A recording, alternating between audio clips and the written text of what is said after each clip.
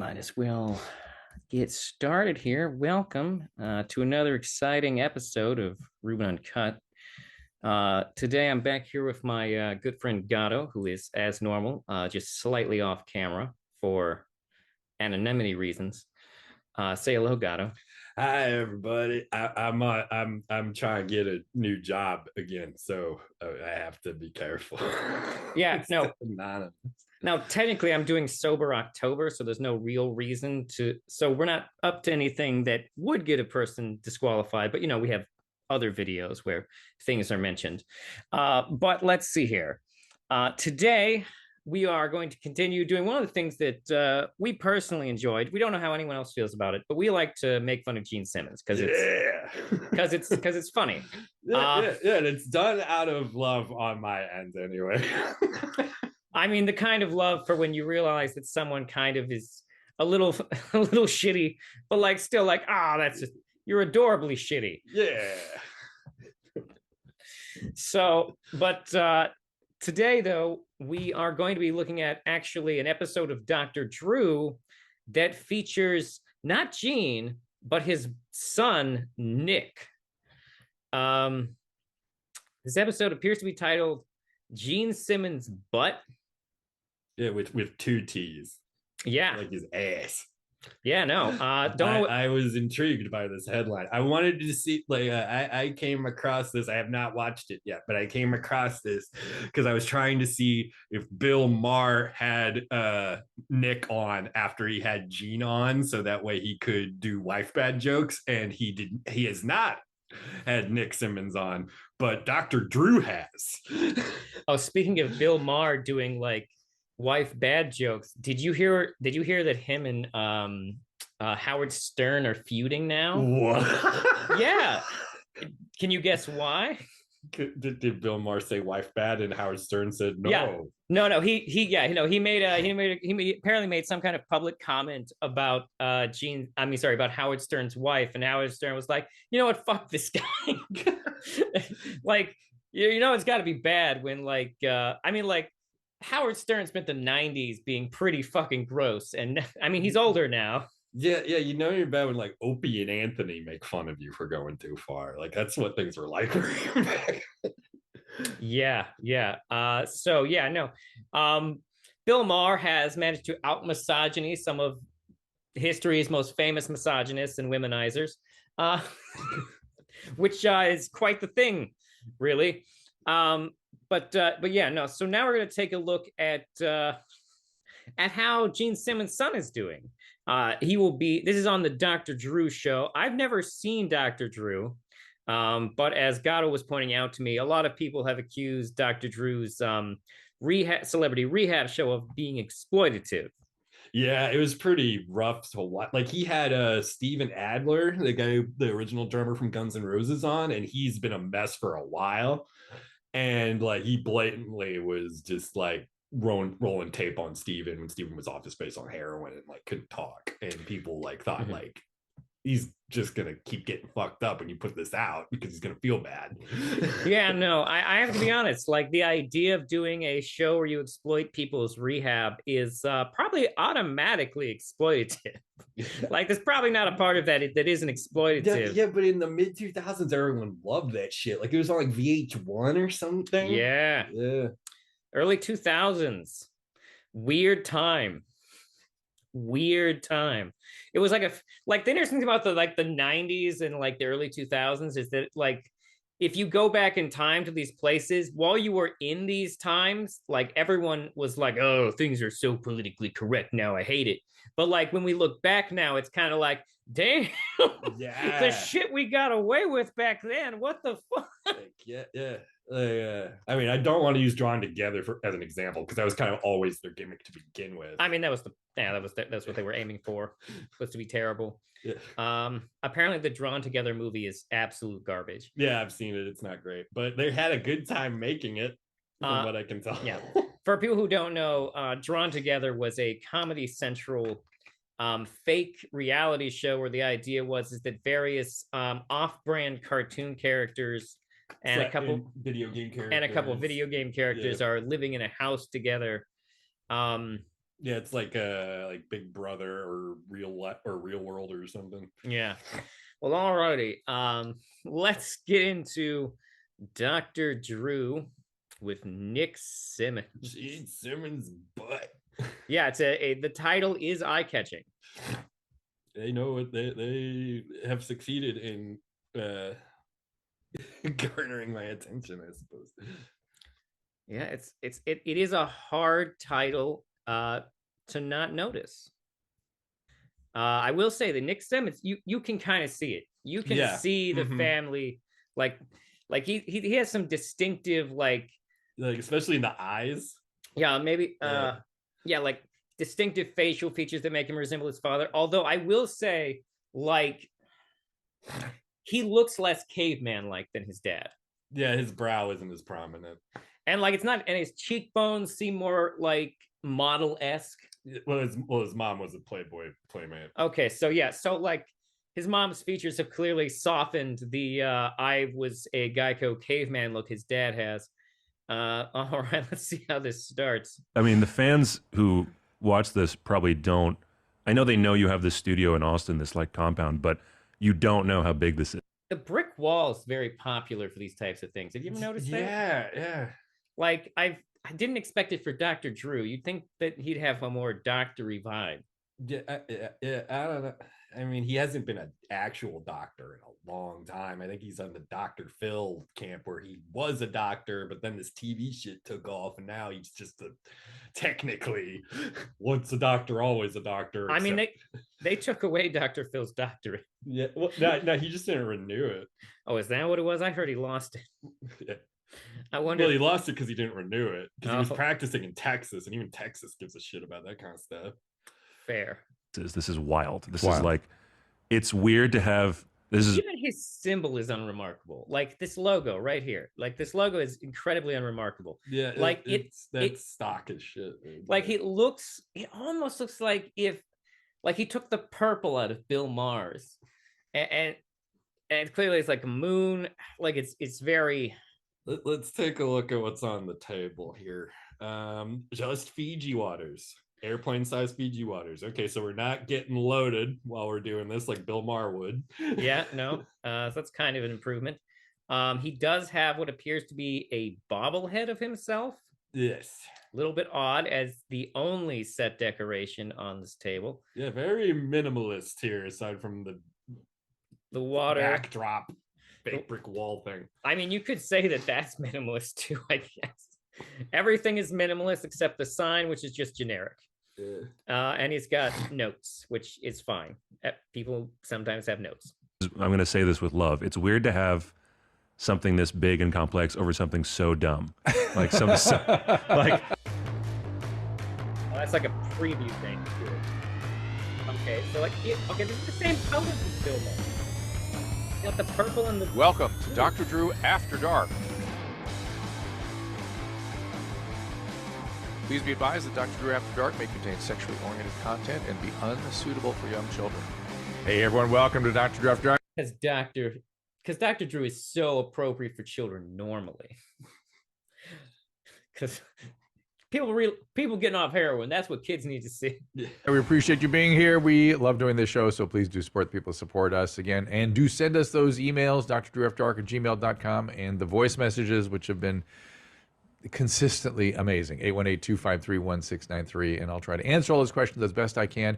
Booth Boys, we are a little bit short of one today. Want to talk to us about that? Yeah. I mean, and he's sick. Turns out he's not. This motherfucker's got a podcast with an entire crew.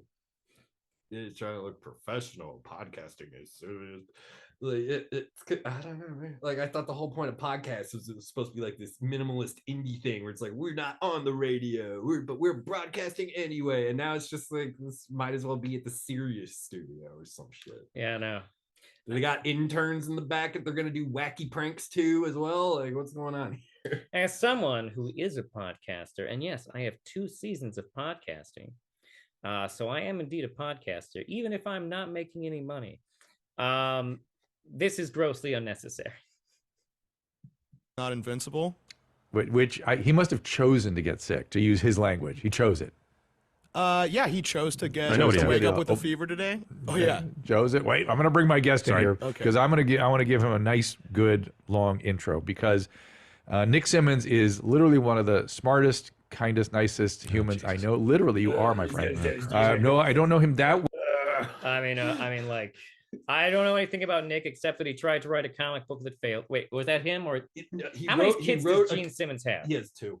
He wrote a comic book, but that was accused of plagiarism correctly. Like it ripped off like some manga, like panel for panel.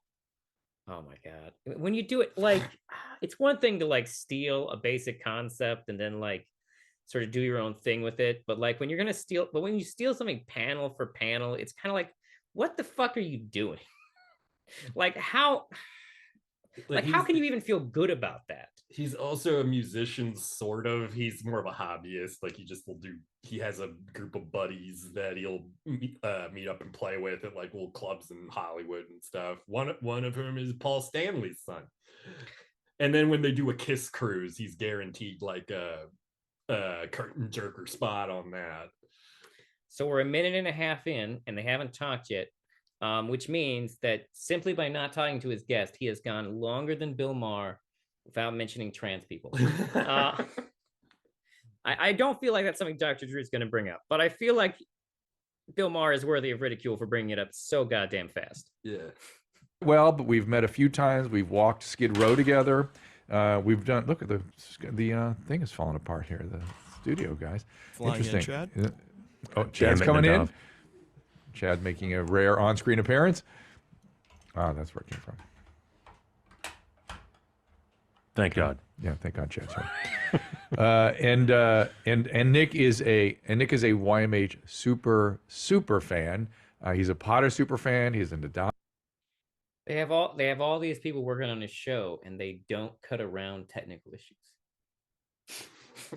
Just saying. I'm super fan. He's a Mostly Nadav. Mostly Nadav, but he appreciates this phenomenon that has been YMH.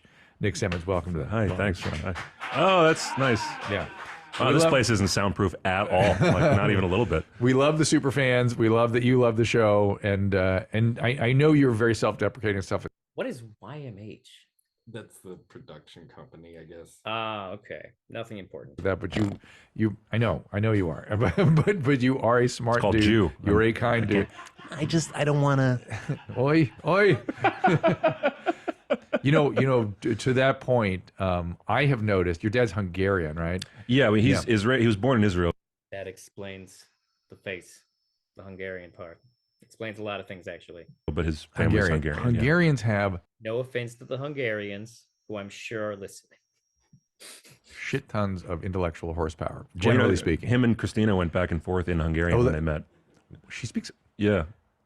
Is that her language? Yeah. You didn't know Christina was Hungarian? No, I knew she was Eastern European, and I knew there was Hungarian in there. I didn't know she spoke Hungarian. I thought she always made it sound like her dad was speaking like Ukrainian or Russian or something. So, oh my God. Yeah. They went back and forth. She got very excited. I've gone on wax poetic about her horsepower. Yeah. She's got crazy intellectual horsepower, and all you guys hide it. You're like, oh no, I really don't have it. It's like I can see it. I see it. I know it. Oh yeah, Gene Simmons, known for hiding the fact that he thinks he is smart. Yeah. Oh yeah, he's a humble guy. Never. Yep. Like he sold how many millions of records? Never made a peep once about it. Yep. For those who can't tell, this is called sarcasm. I know what it is. I had to compete against it in college and medical school. We're all self-loathing, Drew. You too? You're Hungarian? No. Jews. That's the self-loathing Jew stuff. That's Eastern different. Bloc, Yeah, so we all have that. No, a little but- bit of I'm a piece of shit. Yeah, but that Hungarian part takes. In fairness, your dad's Gene Simmons and you plagiarized a manga comic book. You got a little bit of piece of shit in you. You're not the worst pieces of shit, but like, Yeah, he seems like he's self-aware at least. No, Yeah. like, he's not gonna. not self-aware enough to think, hey, maybe I should change the layout of these comic book panels. But like, but self-aware enough to make these self-deprecating jokes. Takes it to a whole new level because they actually do have something special. They can't even admit that. But anyway, You think Hungarian in particular? I just noticed Hungarians. They think of all the mathematicians and Nobel laureates come out of Hungary, and I've just Oh yeah, I've memorized all those names. and by the way, I had many patients. Not many. Whenever I saw a patient with a bona fide photographic memory, like literally, Yeah. taking pictures of the page and reading it back to me, always Hungarian. Okay, that's not me. Not me at either. all. No. But and I'm not saying all Hungarians have that. I'm saying if you have that, there seems to be that genetic heritage. Okay. But anyway, so tell me about your relationship. I'll take credit for all that. Tell everybody about your relationship with YMH. I mean, I've been listening since almost the beginning, I think. I mean, I remember them doing episodes on their couch. And How did you now, find it? And now it's this bat cave. When people, I mean, the fans who watch this probably don't.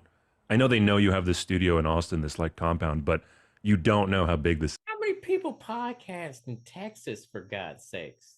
I don't know. It's because land is slightly cheaper, and it's Austin, so it's still they don't feel like they're completely fish out of water because it's the liberal oasis in Texas. But it's still Texas, so people like Joe Rogan can still flex like, yeah, I like murdering animals, just like everybody else in Texas, and nobody's gonna tell them to settle down. In fact, they're going to encourage it because Texas. Yep. I used to be a Joe Rogan fan. Now that's embarrassing. This is wild. This is like, it's weird to have. I'm going to say this with love. It's weird to have something this big and complex over something so dumb. Like like it's like you guys you're highlighting like a slow clap for that one. No, but I mean like, you have framed photos of like meth psychosis people that you laugh at every day. And it's like this is more expensive looking than like East West Studios. Yes. Yeah. And it's like, look at this meth head freaking out. And you're like, that's the whole thing. That's the entire. That's what we're doing here. And Esnadov constantly. Is that the Dr. Drew show? Just making fun of people who are addicted to drugs? Some of it, yeah. What the fuck? Point out to me, it's a fully functioning studio. Yeah, this is crazy. Full service studio. Yeah. Fully I'm doing an functioning, album that's here. right. Although I will say that Nick has brought up the exact same thing we brought up about the studio. This is amazing. Yeah, it's amazing. It's amazing. And so, and now it's expanding too. We got Danny, a new podcast, and Yeah, we just keep on growing and growing, and Danny Brown, just that's right. it's gonna keep on blowing up, baby. and Austin kind of grows with it in a weird way. Like the comedy scene here is also kind of I exploding. mean, it makes sense. The biggest.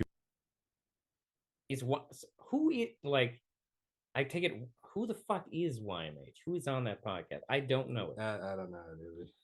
They must be comedians, because now we're talking about comedy, and neither of these people, as far as I'm aware, are comedians. Dr. Drew hangs out with comedians Because comedians do drugs. Yeah.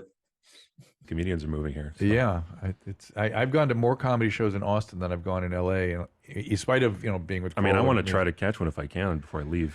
I got 4 days, but Thursday night. really, That's Red Band's thing, right? Really? Yeah, Yes, he's got yeah. the secret I show. wouldn't- The Secret Show. You got to go see that. I wouldn't mind, And he yeah. has some good ones coming in. And then is Friday the Rogan show? I think that's So I think you can Wednesday. do both. I mean, I both. would. I'd recommend it. Yeah, we'll find something for you, All Nick. right. So why? How did you find them? I didn't come to it till they were still in their garage area when I was sort of pulled in. Yeah. No, I remember. I I watched. too. I know the whole Odyssey. I remember too. I remember you doing this. Yeah. And like kind of the very first time you were on, you were like, oh, I just feel sad. And then I remember about 5 episodes later, you were like, that's funny. And it's like, Yeah, they ruined me. It's a video of people in severe states of psychosis and acting crazy. And you had the appropriate human response at first.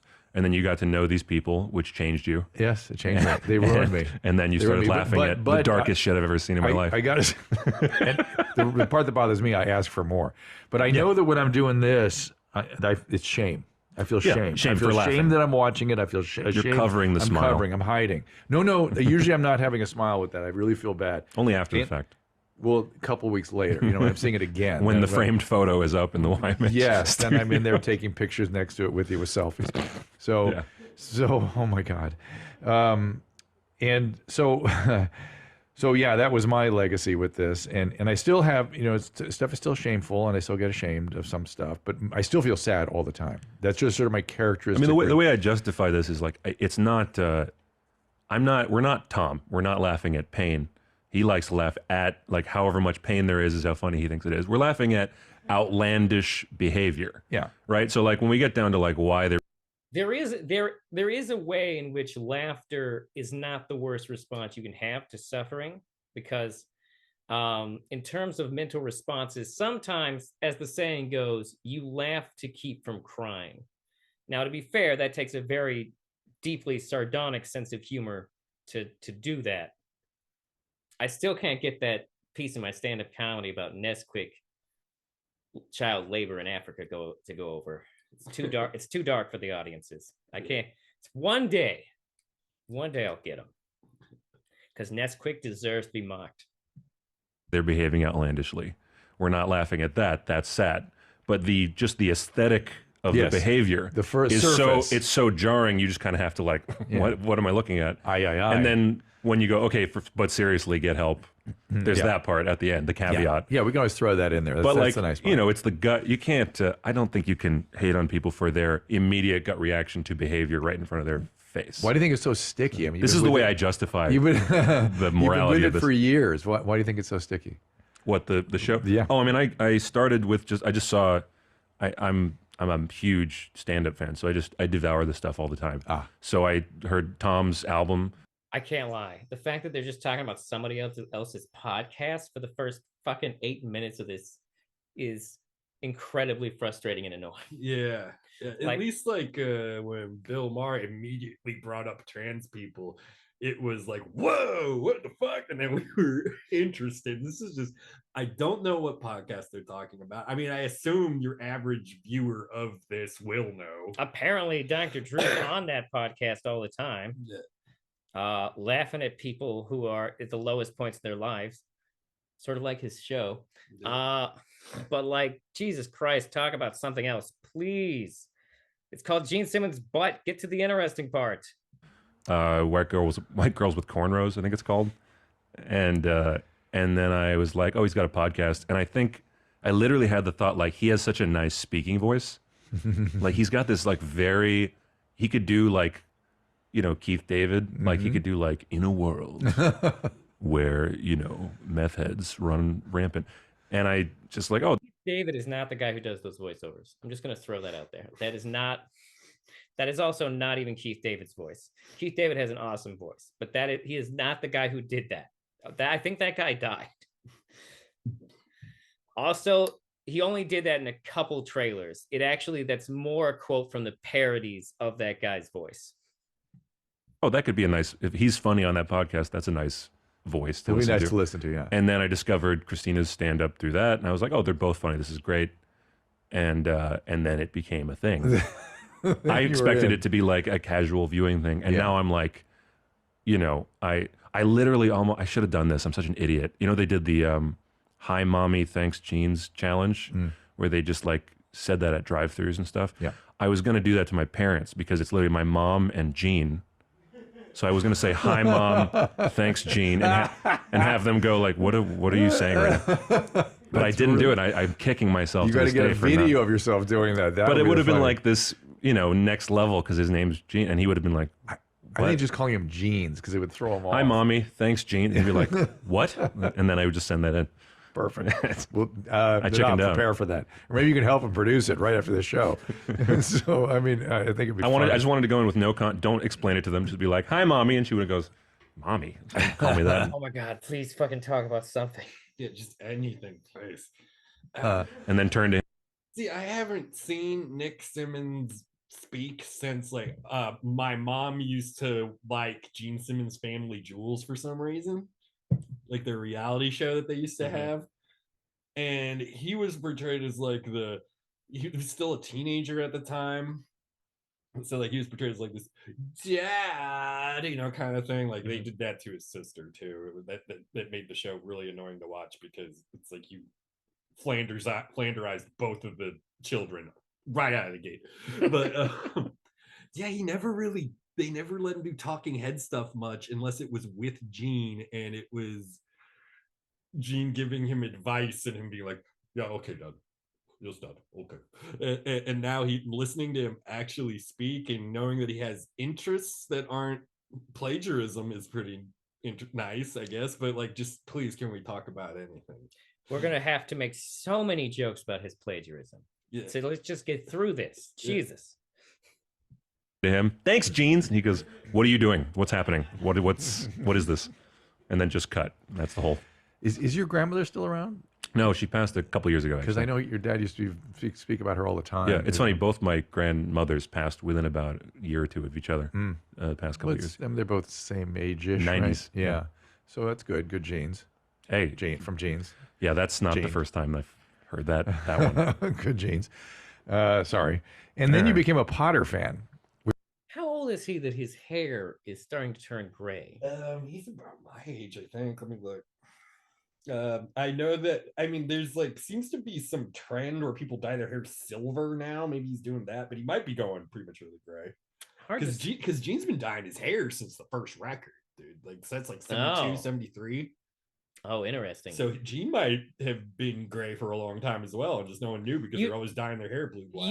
You would think that streaks of gray in his hair might match the aesthetic. Yeah, he is exactly my age, actually. He's like, yeah, he's 6 months older than me. Interesting. So, which that was an interesting, like everybody else did with his booth. You know, there was like normal reactions coming from everybody else, and then he would just. He's secure enough not to dye his hair, which I respect. Although, in fairness, his face is doing a lot for him that Gene's face never did for him. Yeah. There's a reason people like Gene better with clown makeup. Yeah. He would go deeper every time they would ask him, like, hey, do you think this is horrible or hilarious? And everyone else would be like, that's awful. And he goes, I have a boner. And then it was like, who's that guy? That guy's absolutely wild. Like, well, then he went all the way to the shoulder hair porn. That's where he lost me. There was a part of me that was like, maybe Potter is Harry Potter, and then we could at least make Harry Potter jokes. But no, apparently it's just some other comedian for this fucking podcast. Yeah. Jesus. Brett, he lost you. I couldn't handle it. I've paid for it. No, you were a consumer. There's Potter. There's the shoulder hair. Even. No, he's the one that introduced me to Christina. He was very sweet. I think I just added him on Instagram once and sent him a message. Okay, yeah, average white guy who has a podcast. Look, okay, fair.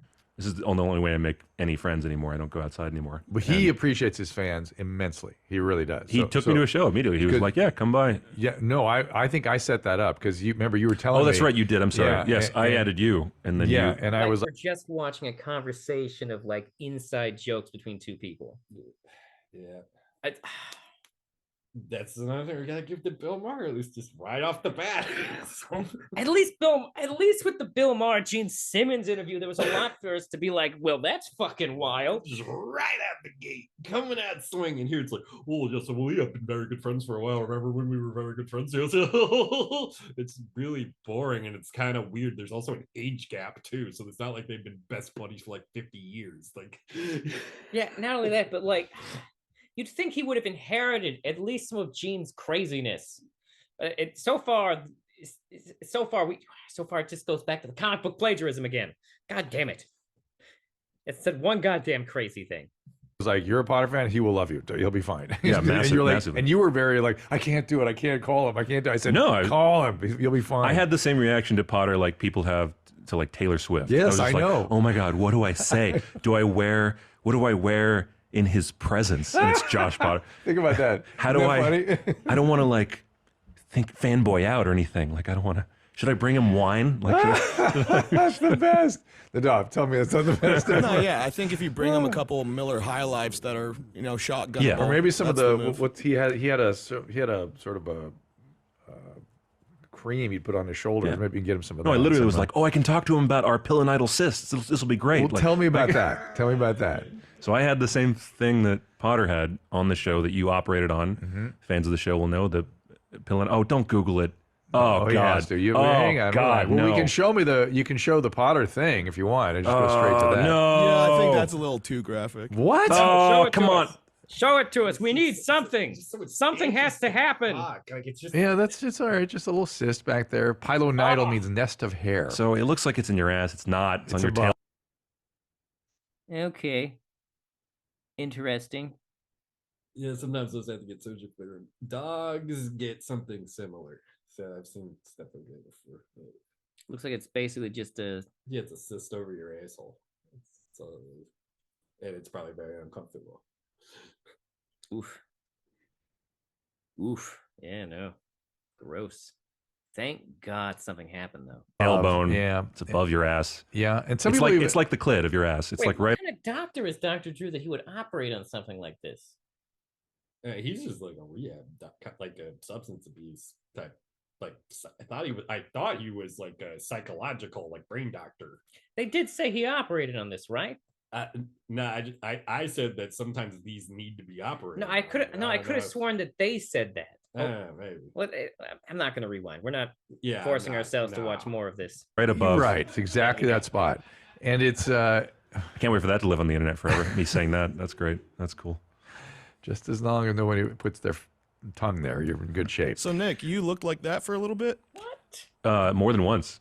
Yeah, it recurred. It came back Which a couple times. that's sort of how it goes. It tends to be a recurrent thing. Actually, some people think I looked like that. Thanks. some people think, well, I looked like that. I had that when I was 18.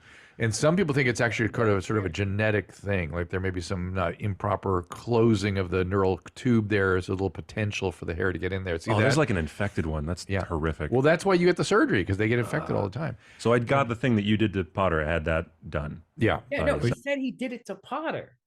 Oh, I mean, like lancing cysts. I mean, like you do basic medical stuff when you want to do that. I think because I don't know. Did they? I wonder if they did it on his podcast. Probably. See, that would be interesting if he was doing that to Nick Simmons right now. Yeah. Somebody. Well, and you had now yours when it comes back, I had it like open. I had the tampon, the the little like packing. Yeah. And then they don't close the wound. They leave like a little tampon there, and then you have to pull it out. And I might have a photo. Somewhere. I'll find it. But it was one of the most. I can't believe I'm rooting for them to show that photo. I can't. Like that's how terrible this is going. Horrifying experience. He's not really not inheriting his dad's charisma. His dad was on the road most of the time when he was a little guy. Like he does seem to lack the showmanship of Gene Simmons. Like he just talks like a regular dude. Yeah.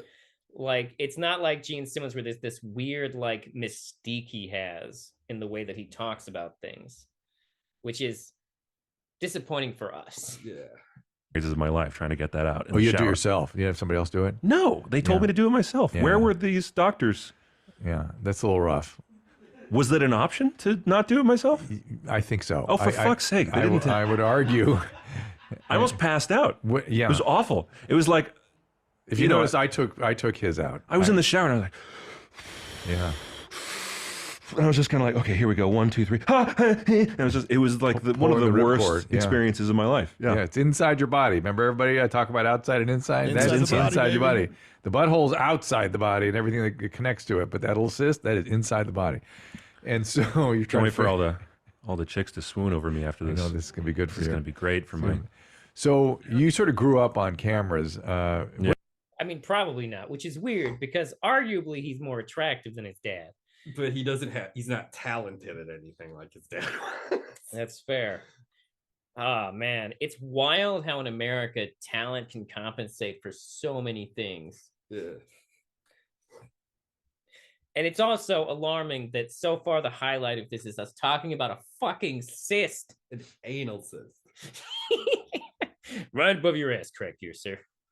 When did Family Jewels start? How old were you? I mean, I must have been like 16. I don't know the exact date, so somebody will correct me. But and I think you I was, mentioned that Oh, they're talking about the reality show, yeah. Okay. Seeing these cameras in here reminded you, sort of had you a little PTSD. We did these. I mean, honestly, the part I enjoyed about the show the most were these things called the count. Oh God, don't come on. Look at that Shayna Punnam. It's I can't wait for the look how badly he aged comments. That's gonna be fun. I don't think he did age badly, actually. Yeah, he looks pretty much the same. Yeah, he's just not 17 anymore. Yeah, and he looks like now he has like I don't know how to say this. Like now, like you look at his face and it's like, oh, he just seems like a regular friendly dude. But like his teenage face looks like a douchebag kind of. Yeah, he has like a class clown, but no one actually thinks he's funny kind of look about him. It is interesting that it does feel like in some of the pictures, it feels like he's trying to look like his dad. I seem to remember there being an episode of Family Jewels where he had a band, and he does not play an instrument, by the way. Nick does not play any instruments at all. He just does vocals. And there was an episode where Gene tries to help his band get booked for a show, and he tries to tell them how they can get famous. And the joke was all Gene was telling them to do stuff like Kiss would do in the 70s, and they're like, "You don't understand the young people, old man, God," kind of stuff. Which is fair. One assumes that Gene Simmons does not understand the youth. Yeah. Hold on, I need to get some more light in here. But another thing about Nick Simmons that they have not addressed yet, he's very tall. Oh yeah? Yeah, they brought it up on Family Jewels all the time. Like there was a scene in Family Jewels where Gene is in full Kiss gimmick, like paint, the dragon skipper shoes and all that. And Nick stood next to him, and Nick was still taller than him. Wow. Yeah. Gene with his fucking dragon hooker boots on. Still not as tall as his son. What? Where do you get those jeans? I mean, like, yeah, because he looks too much like his dad to make jokes about him having a different dad. Yeah, because his mom's not tall either. No, not really. And his sister's normal-ish height too. So like he just, I guess, is just way back on one side of the gene pool or the other. Someone was real tall, and he got that genome sequencing. Yeah, no, yeah. Although it is interesting because as a family, like it is one of those weird families, like where the son looks like the dad and the daughter looks like the mom. Do you see that? Yeah. His sister is a normal person. She was on the show, but that's just because they were gonna be in the house all the time anyway, so she figured why not.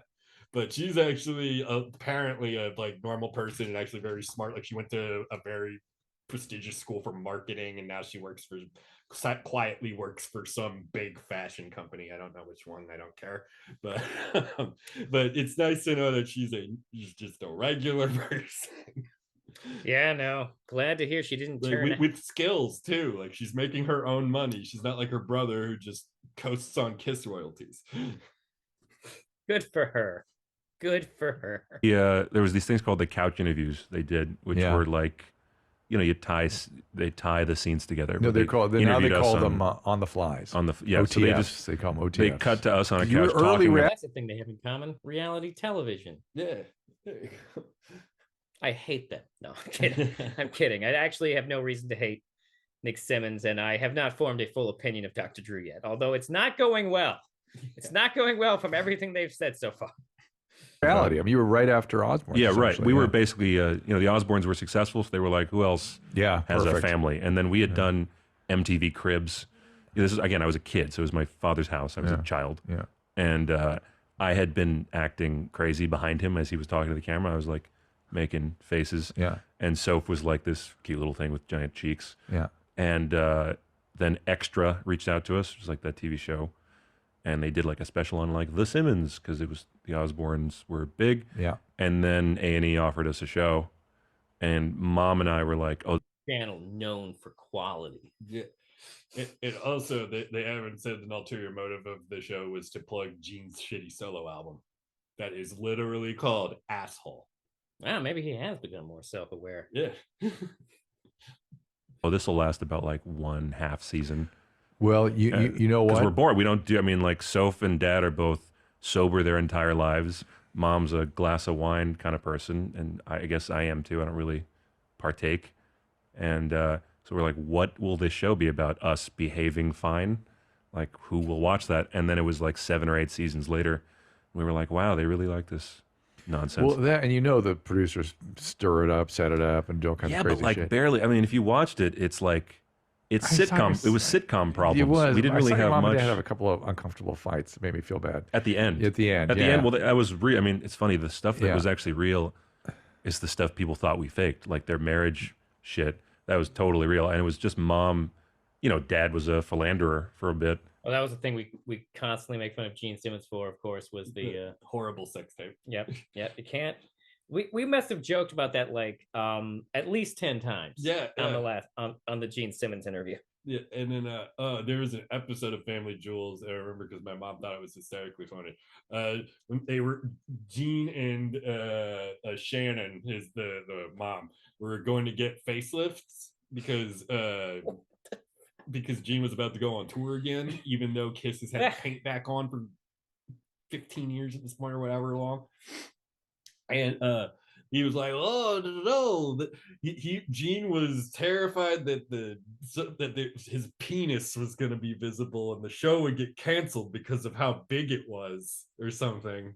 And then they go under there, and like it shows one of the doctors going like, "His dick's not that big," and which was hilarious.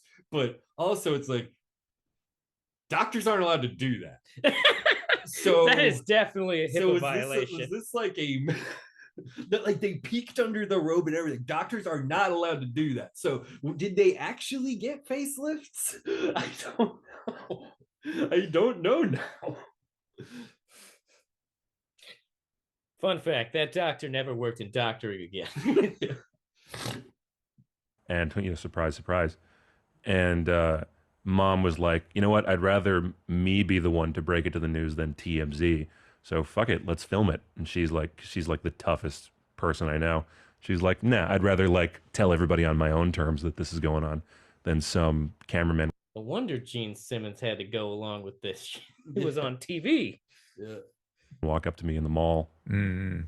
So she's like, yeah, film it. Let's see what happens. And she didn't know if she was going to leave him or what at that point. And yeah, that was fun. I was an adult by then though, so young I always adult, liked them together. Adult. I always liked them together. Oh, it was great. I mean, the way so they got. I mean, they must work together. Yeah, like because they made all thing like, we're happily unmarried, we're so good, best thing ever, and like she clearly wanted to like get married, but Gene did not, so she played along.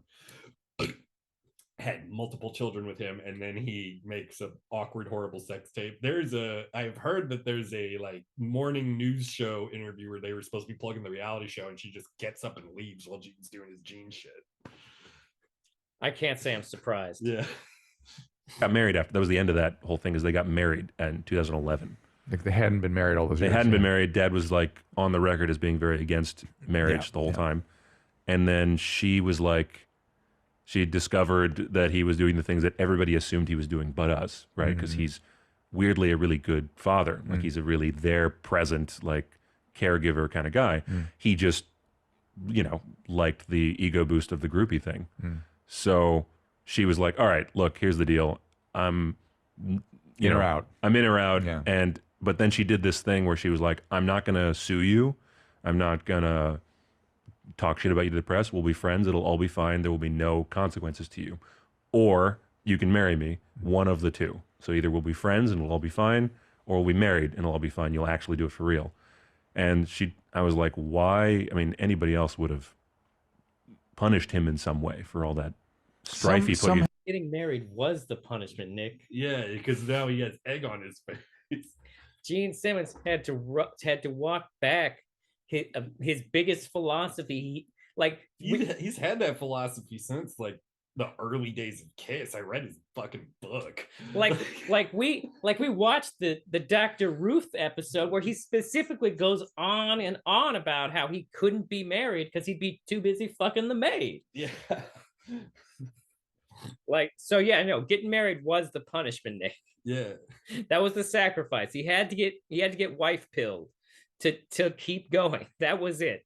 Also, he must have realized the sex tape was sad, and he was probably like, he's not going to get laid anymore because they'll look it up and see how bad at sex he is. Yeah. Gene Simmons, it would not surprise me if he was never been good at sex, because I'm reading Peter Criss's book now, the drummer with the cat makeup. And he describes like after the shows, what they would do is they would all like just shower up at the venue if they had one, and then they'd go back to the hotel, and that's where the party would be waiting for them. Gene would be so excited about getting some pussy that he would haphazardly towel off his face to get the makeup off, and then just immediately go to the hotel, still with half his makeup on, with his sweaty like demon outfit on and just immediately get pussy. Everyone else not in the band thought that this was fucking gross, and they were amazed anyone wanted to put up with it, because you're under hot stage lights with pyro and smoke machines, and you're playing. They would play forever. It was like Grateful Dead set lengths almost once they had a couple albums under them, and sweat. It's just up there in just leather outfits. Oh God. And he's not gonna take a shower. I mean, and you gotta figure though that also like any woman who like any groupie woman who gets in there and has sex with Gene Simmons isn't gonna like then go out and be like, oh yeah, it was a terrible experience. He was gross as fuck. Yeah. Like because like as a groupie, you gotta be like, oh no, I had sex with Gene Simmons. You can't brag about it if you're honest that he smelled like an old shoe. Yeah, no, exactly. Exactly. Like, but now there's a tape, so everyone knows he does not. And like that's the other thing too, is that like a thing a lot of people don't seem to understand about sex is that like typically the really good sex happens after you have sex with a person a few times. Yeah, like you get to know each other a little bit. Yeah, like it's rare that you have sex with someone and like your chemistry is such a match that you just immediately like have the best sex ever. Yeah, it's very rare. I've done a handful of one-nighters that were just like, well, not terrible, just like the next day was like, what was the point of doing that? Like it was because we didn't know each other very good yet, and it was okay. Yeah, no, like exactly. Like there's yeah. So like of course he's banging groupies all the time. So he's never learned how to be good at sex. He's never learning anything about these women he's having sex with only probably once. So like of course he's not going to be good at it. He maybe has good sex with his wife. Maybe. One has to assume he will have learned something about having sex with her that he can at least do all right with her, you know? Yeah. One has to assume. Yeah. Oh, Nick, we want to make fun of you, but like your dad's so much more interesting. Yeah, you're just a celebrity kid. Yeah. Except you're not good at anything. And you're not fucked up like other people's celebrity kids. Yeah, you're not like railing coke off a stripper and then fighting a dude at the fucking Viper Room or something. You just, I like comic books and I like shitty stand-up comedy about how come I can't say the N-word, which is, I gather, is the kind of comedian he likes. Probably. Yeah. And it's just, oh, geez. Oh, poor Nick. Nice facial hair, though. Somehow she kind of knew what she signed up for. What she was, no, it wasn't that. It was like she wanted to know that if he stayed, that he was staying just because he wanted to, not because he was avoiding bad press. Right. So she was like, the only way I'm going to know that he wants to marry me because of me is if I take the consequences off the table. I've heard him, and in fact, I think I've spoken to him about your mom, and he is like over the moon, like ridiculous. Yeah. He was like, I was an idiot. I can't believe I almost lost her. You can vouch for this, having seen the Bill Maher interview. Yeah. He showed a lot of mature insight to it. So yeah, he probably actually did go to some sort of therapy. And Bill Maher tried so hard to get him to be let's talk about titties and wow, rock and roll titties. Like that's what I was expecting. Yeah, no, I mean, from the sound of it, Bill Maher was expecting that too. I mean, of course, after Bill Maher had to be ridiculously himself. Yeah, and then Gene Simmons. And then just constantly like, no, but come on, your wife can be a bitch sometimes, right? And Gene was like, no, not at all. She is the best. What is wrong with you? Oh, Bill Maher, you're gonna die alone. Yeah, I kind of feel the same way about my wife, what he feels about your mom, and it's just like I see when I know what that is when I see it, and it's a very, he adores her. It's a good thing for relationships. It's a sticky thing, and the male particularly, and like he even has said, like he had a good dad, like surprising skill that Gene Simmons has. Yeah. Wouldn't have anticipated it, but like. He clearly wasn't fucked up by that. Yeah, like I do remember in Gene's book, like they are like small children when this book came out, and he was like, I love my kids so much. And that's the one part of the book. Like the first half, it's like, I love my mommy, she's the best mommy. And then I love me, I'm the best bassist. And then at the end, it's like, I love my kids. And then that's the end of the book. I forgot he was the bassist. Yeah. Like, not to downplay bassists, man. There are lots of talented bassists in the world, but like, it does feel like they are like, they're overlooked a lot. Yeah, especially in loud music, because sometimes they're mixed so low and they just follow what the guitar's doing. You can't even hear it. Yeah, exactly. Unless you're somebody like Lemmy, where it's like, fuck you, I'm gonna play through a distortion pedal. I'm gonna hit right up by the neck, and I'm gonna strum the bass. That's gonna be my thing. Sid was the bassist in Sex Pistols, right?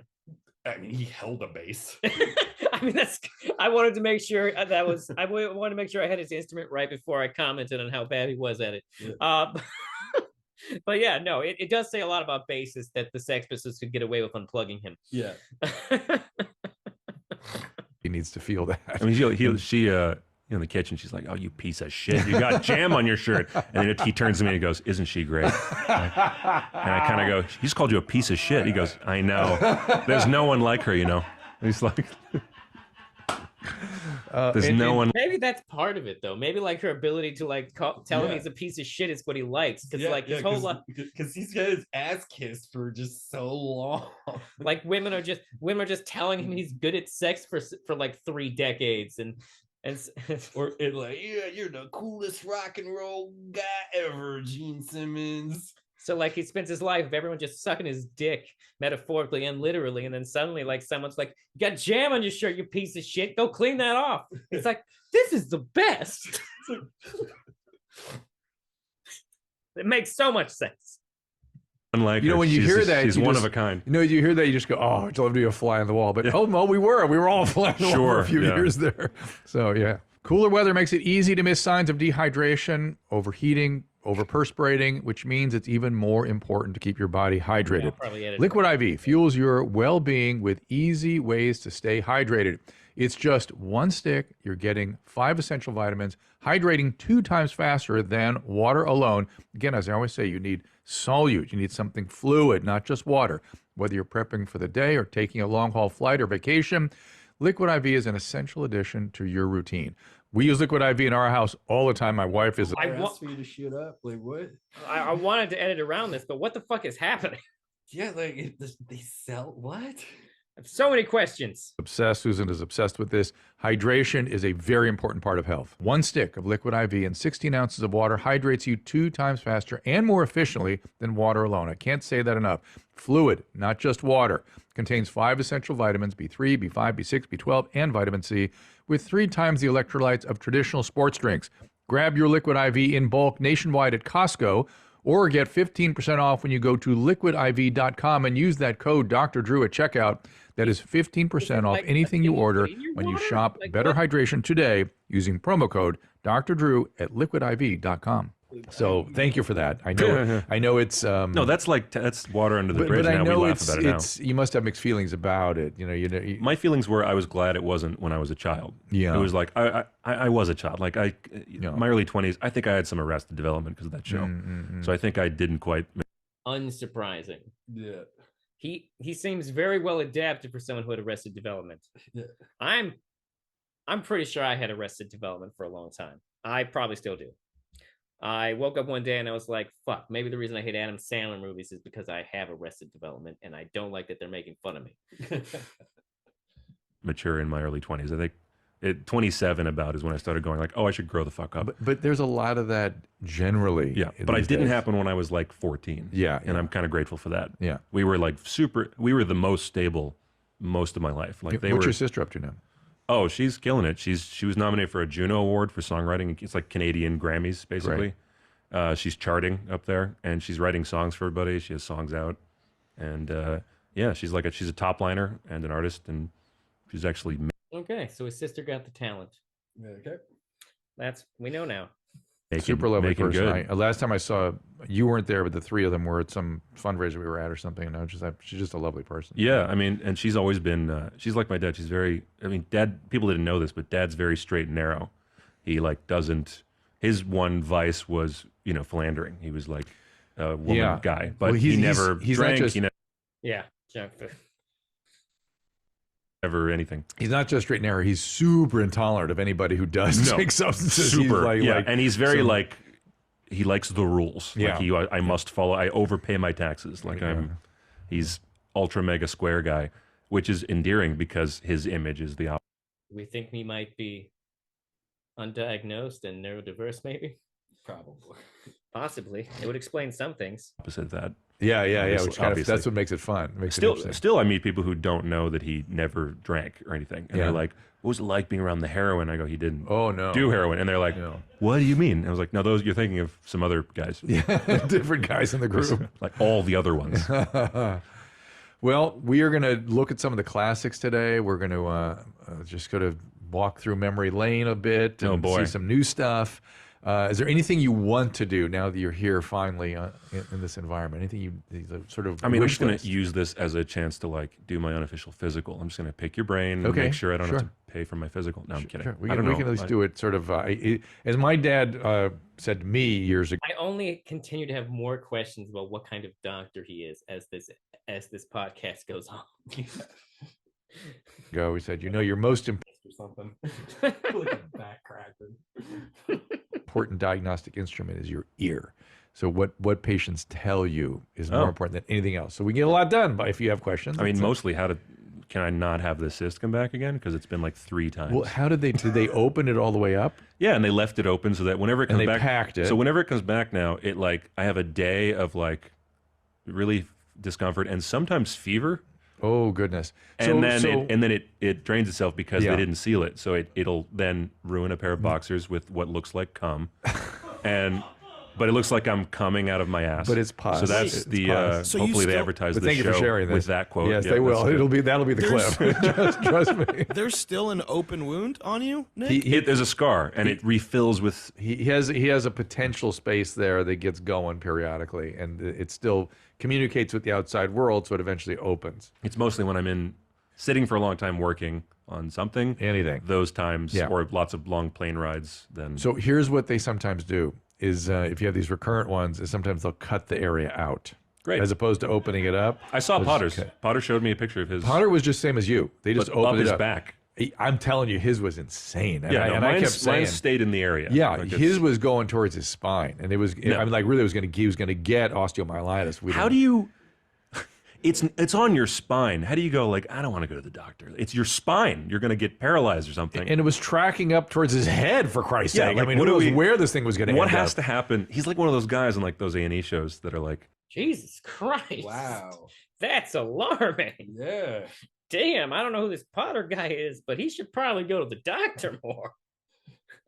Damn. Oh, yeah. Oh, I have this tumor the size of a bowling ball, but I just went about my day. You went about your day? Yeah. Go to the doctor. You're right. We could have go into debt for the tumor. We could have sent him to Dr. Pimple Popper. We could have done it. Oh, God, no. Because she would have done the same thing. I can't watch that shit. The way that Potter thinks is like, look, I'm not going to take care of myself unless it's for content. I'll do it for content. He does say that. He does. Yeah. But he can't make content if he's dead. So do the thing. That's why we drained Potter with Drew, is because he's like, look, if you're going to record it, I'll take care of it. But if we're not doing that, and I took advantage of that and went, okay. He was going to ignore a cyst on his spine. Jesus. These are the people you hang out with, Nick and Dr. Drew? These are the people? Because this thing has to get done. I got to see what's in there. Then he developed another one. See what's in there. He developed another one on his neck. What?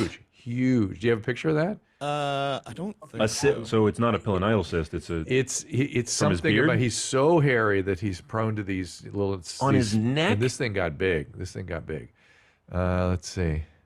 Pull it up. Yeah, I don't know. It would be quite difficult to find it, I think. I've got it, I think, on my phone, but it'd be hard to find it also.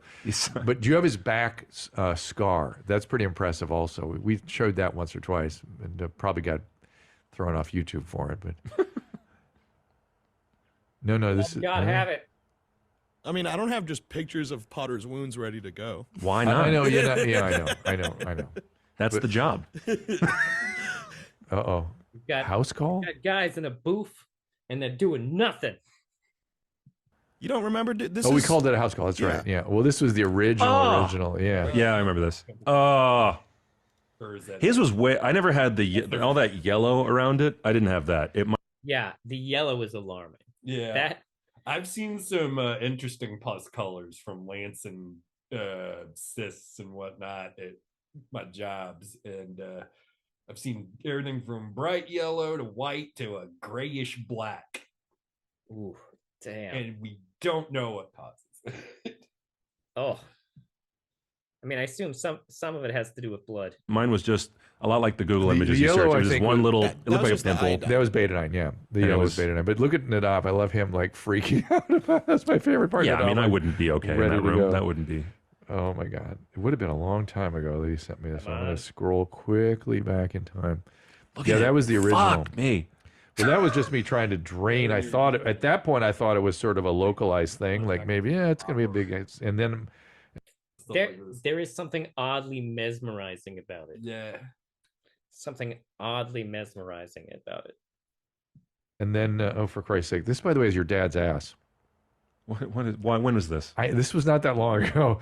I don't know if you can zero in on this. What other show does the host show you a picture and go, "This is your dad's ass"? I didn't know I had this either. By the way, look at this. This is your dad's ass. But I'm gonna enjoy. Please enjoy. I go to a lot of therapy. Please enjoy. And also, the fucked up part is, it's not the first time I've seen a photo of my dad's ass. Like, this is my life. I was looking for. Welcome to hell. Well, now we know why it's called that, and honestly, kind of anticlimactic. Yeah, I was expecting maybe a silly story about Gene trying to pad out his demon gear to make it look like he had a more muscular buttocks, but no. Lights and boils. Disappointing. This is your dad's ass. Sorry, I'm so sorry, but here we are. More upsetting than the cyst, really. Oh, I am Dropboxing you a couple of things, Nadav, that I think the audience would very much like. So hopefully you got those. What do you mean by Dropboxing? Do you don't have a Dropbox? You mean AirDrop? AirDrop, yeah. Did you get them? Yes, give me a minute. I got crazy shit on my phone. I will say airdropping is much more convenient than Dropboxing, which is a pain in the ass. I bet you do too. Oh, I don't even want to open that Pandora's box. I'm trying to find Potter's neck, which was its own kind of crazy thing. Give me 2 minutes here just to look quickly. Oh my God, what is on my phone, for Christ's sake? Oh. I mean, you're a doctor. Jesus, you kind of get a pass. I have more stuff with your dad on my phone. It's weird. I didn't even know that. How many times have you met? Johnson, why are you naked? Because my t-shirt sucks. Look at Gibson. He's wearing a true classic tee. Many times. Huh. Many times. I'm sorry. Through radio, primarily. I'm really sorry. No, he was great. He was great. He has two settings. One is like, It says a lot that he apologized for his dad meeting Dr. Drew multiple times. He is aware that his dad can be too much. That's good. That's good that he's aware of that. Yeah, Thanksgiving dinner at the Simmons household. Jeans. I imagine he's chiller when it's just him and his family. Like, he doesn't have to put on a show for them. But like, he gets out of control when he feels like he needs to put on a show for people. That has to be it. That has to be it. Michael Scott from The Office. Yeah. And then the other is, which is like dad mode, where he's just like, he took Christina and Tom aside and told them like street jokes immediately. Like backstage of the comedy. He's like, all right, a priest and a rabbi. And Tom's like, Jesus fucking Christ. Like a comedian's least favorite thing. And he had no idea. He was like, isn't that a good one? He's like, yeah, I've heard that before. And then his other setting is like the character that he plays, the KISS character. Yeah. And he flips back and forth because the character is like ready to hand. He's been doing it so long, it's like, he forgets. Yeah, because I've had some very serious conversations with him just after he moons me. Yeah, you know what I mean. It's like, okay, yeah. Right. So, which I kind of dig. No, he's like the dorkiest dad in the world, or he's like a very unfeeling, sociopath, or one of the two. He's always Mike Cathwood and very honest answer, Nick. Very honest. Yeah. Simone Bien we used to do a radio show. We used to do Loveline all together, and he stopped by very kindly. And then before he came in, though, the other picture I sent you. Right, you want to see his ass? I also used to listen to Loveline, by the way. I listened to the Manson episode because I actually got to know him a little bit. Yeah. In L.A. before whatever happened. And then when I said there's your dad's ass, that's what I was referring to. That's great. That's awesome. Yeah. Did you hear that Marilyn Manson is getting into Christianity now? I don't know if it's true, but I heard people talking about it the other day. I doubt it. He hangs out with people who are. I remember when Kanye West put out that Jesus themed album and did a music video. Manson was in the video, but I think he's just messing around with his famous buddies. I honestly don't think between all the cocaine and all the LaVey that guy reads. The speculation is that essentially it's like shielding for getting canceled, because that appears to be the move, is to like swing hard towards like right-wing Christian stuff. I mean, that's kind of what Russell Brand did before everyone found out he was a monster. Yeah. That's why people say he did that too, is to become uncancelable. I'm gonna go home and there you go. Cry. Sorry. This is unrelated, but I will say, like, there are a lot of things in my life that make me go, man, I wish I had treated so-and-so girlfriend better. But like when I heard what Russell Brand did, it was kind of like, well, at least I'm not fucking Russell Brand. Holy shit. That doesn't make anything I did right, but holy shit, Russell Brand. But, my kids have the same burden, I think. There's so much shit. It's like huge but flat. It's so strange. Wait, they not actually show the butt. Came in though. The other picture it's like huge but flat. It's so strange. Flat ass. Probably that's why your mom was thinking He's about built leaving. like Gru from Despicable Me. Why even show it? Why even show it if you're gonna it flashed across the screen and like it didn't even register in my brain that it was an ass because it was all blurred. Like he's got like a barrel chest and then the tiniest skinny legs that are also hairless, by the way. From wearing the boots rubbed his hair off over time. Wow. So he has perfectly smooth. That actually makes a lot of sense. Yep. I have less hair on my ankles just from wearing socks all the time, so that makes a ton of sense. Calves. Oh, good for him. Yeah, and so that if there's anything creepier than a very hairy man, it's a hairy man with perfectly hairless legs. It is a little disconcerting. There's something odd about it. It is something weird. I get you on that. Yeah. Hear that, ladies? If you don't want to deal with shaving your legs, start wearing really high boots all the time. Just wear dragon hooker boots like Gene Simmons. Yep. Do that for a couple decades. We'll never have to shave again. One does wonder how long it took for hair to no longer be able to grow there. Okay, let's start to take some emails and some voice messages. Maybe start with a little voice message stuff. How about that? Should I put these on? Yeah, headphones on. And you'll get a chance to crack at some of our people. Oh, no. All this talk about ass How crack. How you doing, Dr. Gene? There we go. I'm Wes from D.C., and I have a question about blacking out from drinking. The way I, loose air quotes, test myself if I'm about to black out is by putting my phone or wallet or key, something like that, someplace it's not supposed to be, and seeing if I remember where they are the next day.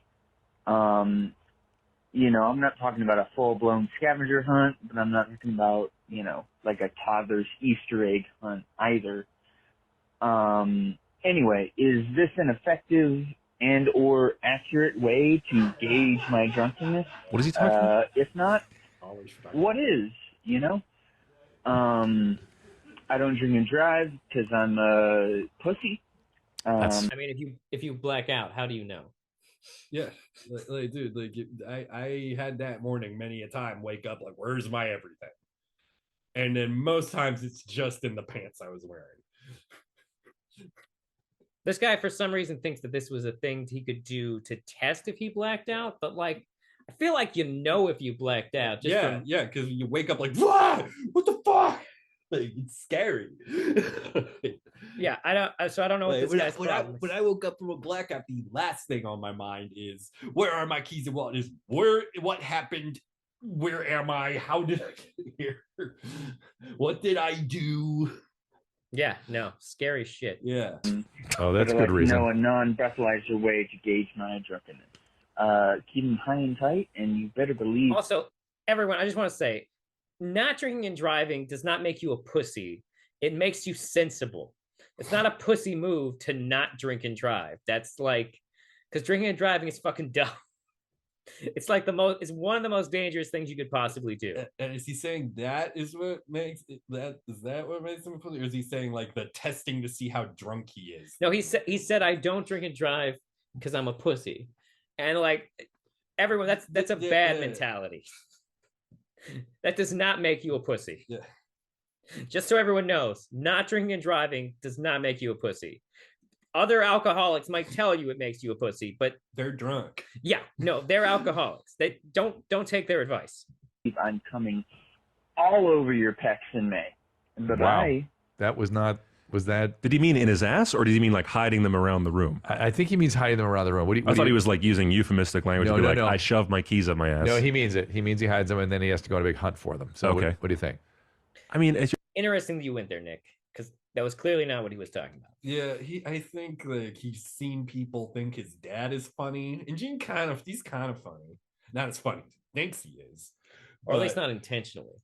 Yeah, but he does know how to be engaging and stuff. So this is his not good to stab at that. Makes sense.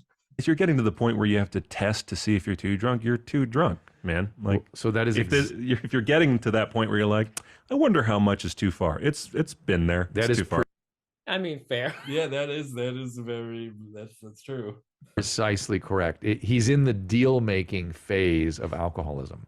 So alcoholics, as they start to come to terms with their problem, they go through a long period of time where they're making deals with themselves. Okay, I'll only drink after 5. I won't drink and drive. Okay, who does this sound like that we all know? Well, I don't know him, but... Deal-making. Bert. Oh, yes. Bert's deal-making all the time. Okay, look, if I do October, yeah, then I'll... Oh, yeah. And the problem is Who the fuck is Bert? Bert Kreischer. I mean, okay, that makes sense. He is a raging alcoholic. He sort of... I'll do yoga every day, and then I can have vodka for... I mean, I guess it makes sense that he would know Bert. Yeah. If he's hanging out with these Austin comedians. Yeah. Well, LA comedians that moved to Austin because... Comedians that know Joe Rogan, essentially. Yeah, that's the I mean, Dr. Drew basically plugged Joe Rogan's club a minute ago. Yeah. Well, not a minute ago, like 30 minutes ago. For lunch. Yeah, he makes the deal, he succeeds, and therefore that endorses his fucked up behavior. And this guy is just like Bert. That's right. This guy's just like Bert, except he's in.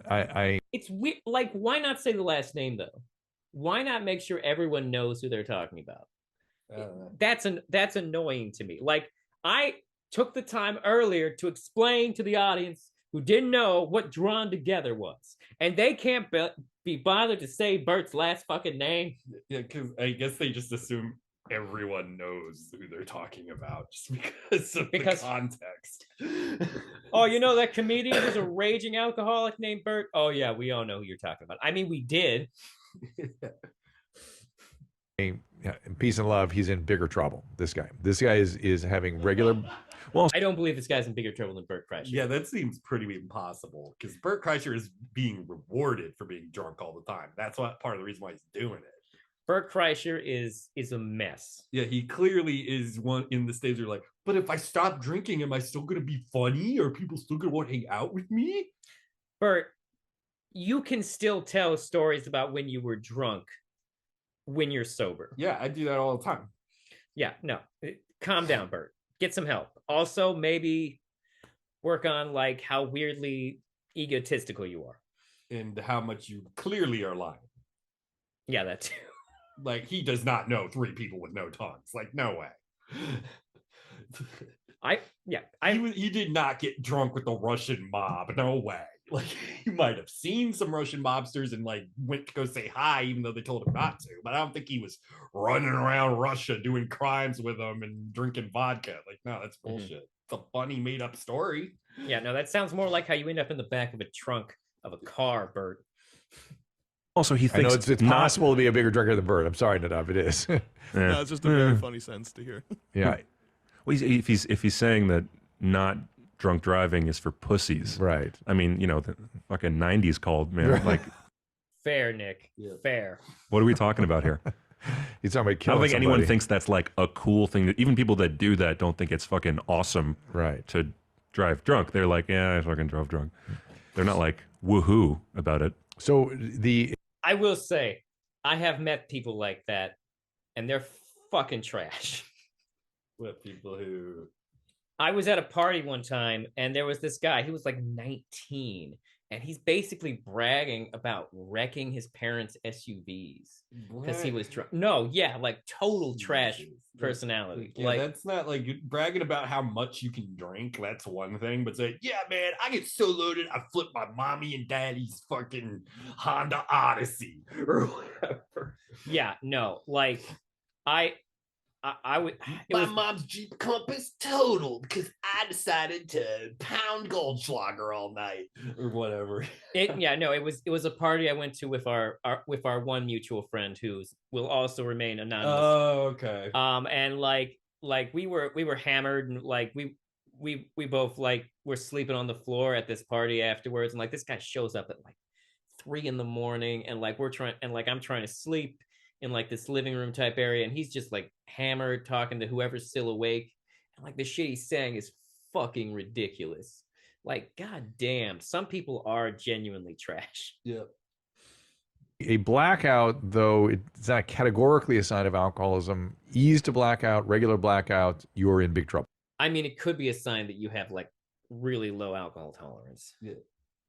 That's in big trouble. And again, why testing with your keys and stuff doesn't make any sense, because a blackout is simply just not the lying down of long-term memory. You can walk around, look normal, behave normally, even have short-term memory that works.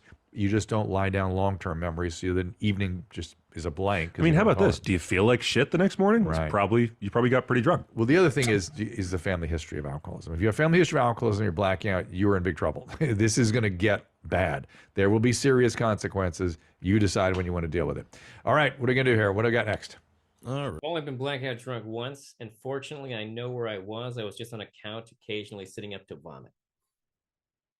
I blacked out 4 times that I remember, and one of them was the moment where I was like, I need to stop.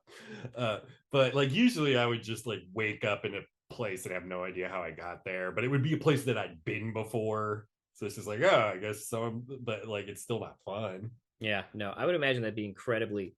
It's very scary. Yeah.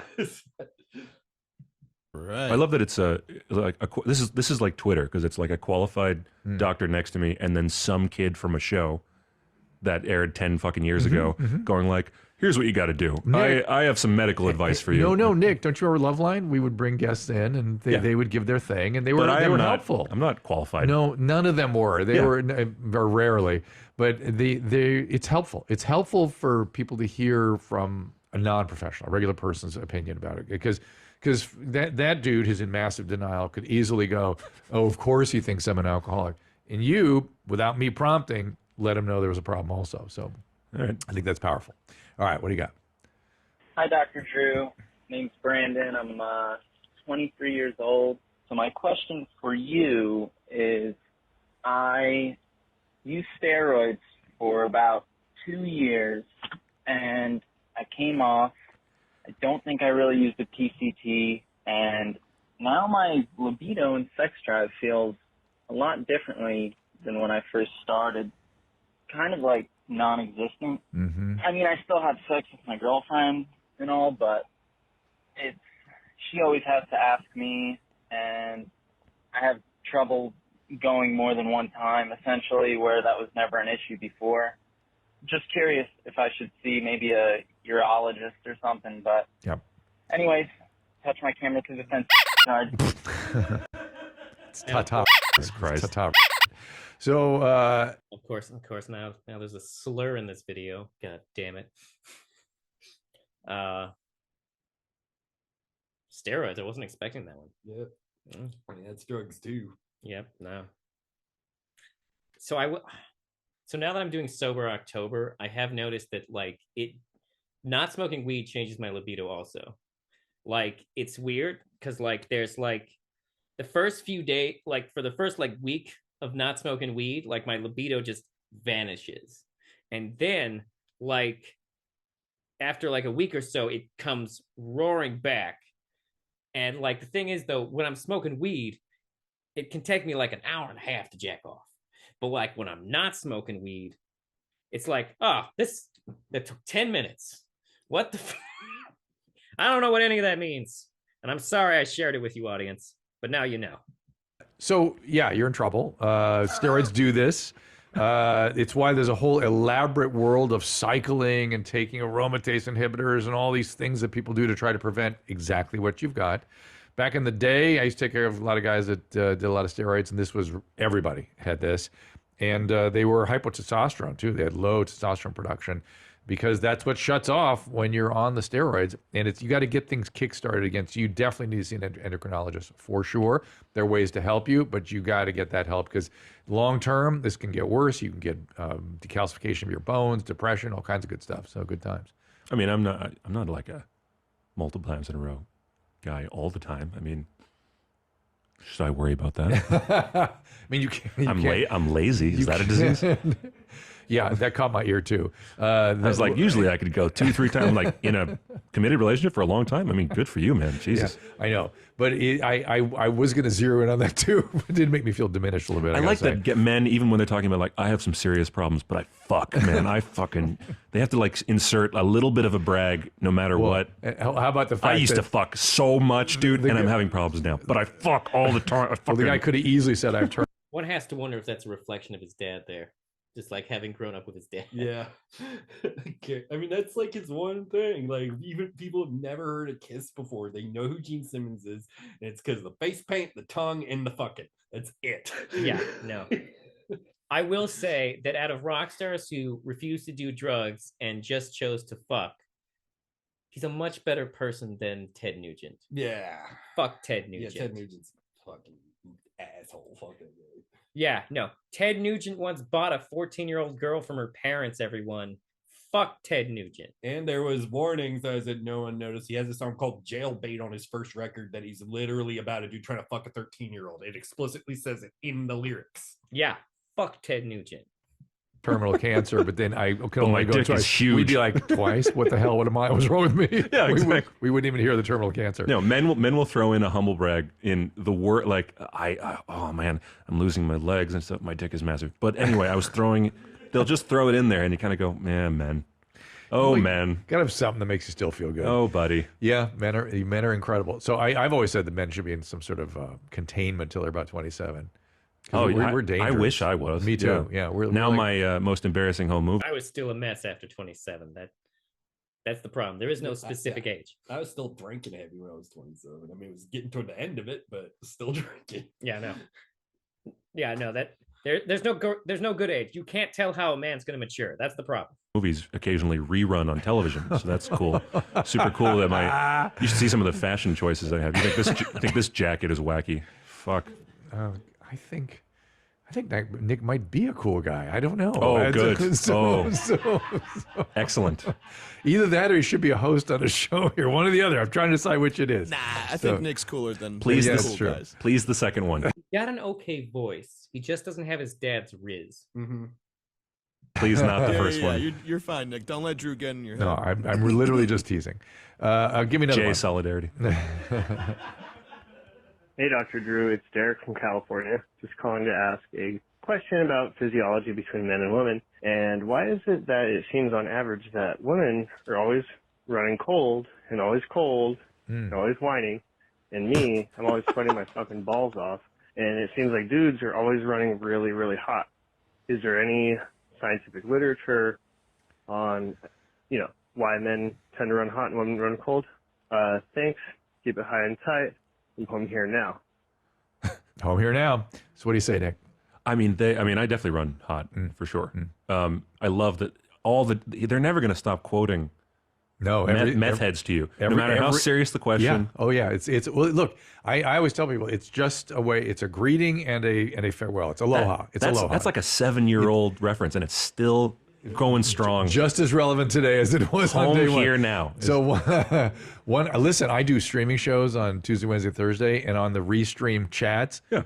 Everyone, home here now. Try it out. Loveline fans are like, what is happening right now? Like, why are these people saying these things? Oh my God! And when they the hi Hitler, hey Hitler, all this stuff. And they're like, why are they calling you Hitler? I can't wait for my parents to watch this because they don't know why you're saying that right now. Yeah. So they're going to be super cool about that.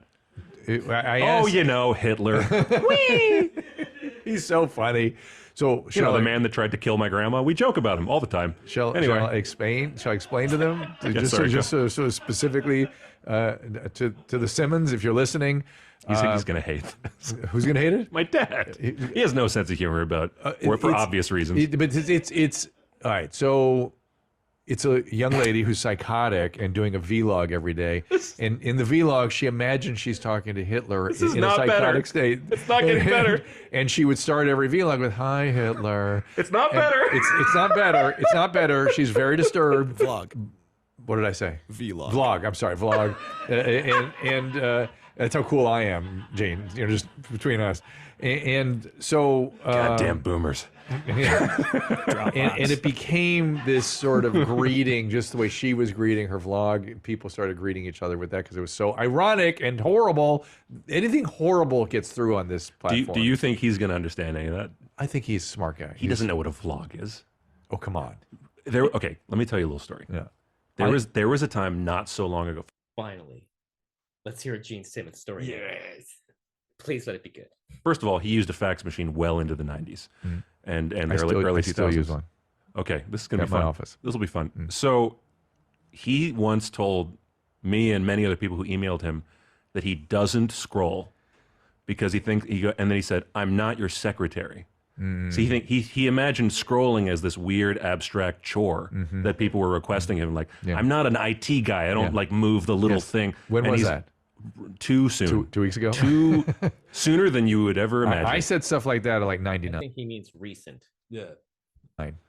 Yeah, so I like was saying shit like that. He'd be like, "I don't scroll. Make sure and they're like, "We have to tell you all the info of where you're going to be tomorrow." He's like, "I don't go if it's not on the page. I'm not reading it." I'm literally the guy that said, "I'm not the kind of dude that has something called an email. I don't have that." I'm not he cool was enough there for that. He was absolutely there. Yeah, that was me. So your dad and I are you'll not get that along. far apart in terms of some of our psychology. I was expecting shock. Booth Boys. I mean, give me some shock and awe because he goes, "Yeah, that's relatable. That's not scrolling."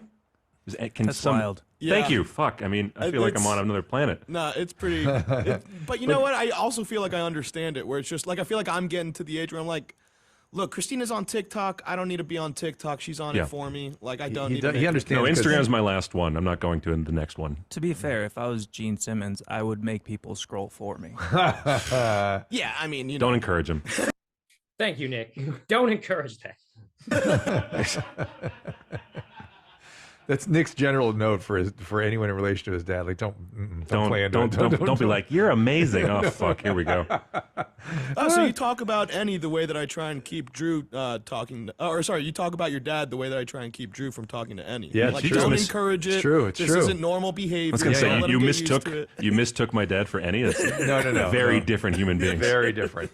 But it's more what he's saying. He should talk more to Gene the way his mom talks to Gene. Yeah. Hey, piece of shit. Come here. He grew up in Harlem, in New York, when he was 10 years old. That is how he expresses affection. He roasting, like ribbing. I've been on tour with them for their last tour this whole year, just because it's the last one, and it's like a bond. Do you think Gene would appreciate our commentary, or do you think we go too hard on the sex tape?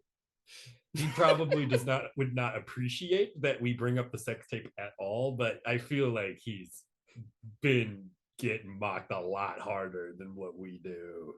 That's fair. That's just by virtue of being Gene Simmons. So he probably wouldn't care. That's fair. Bonding thing we've been doing, and that's his way he talks to his bandmates. Like, "You look like a piece of shit today. I mean, what is that shirt?" And that's how they go. Like, "Oh, I love this guy." Like that's. Does he use the C word? Not really. No, Yeah. he goes. He'll throw around some '90s words, but. What do we think 90s words means? It could be anything. That, my first thought is the F slur. F slur.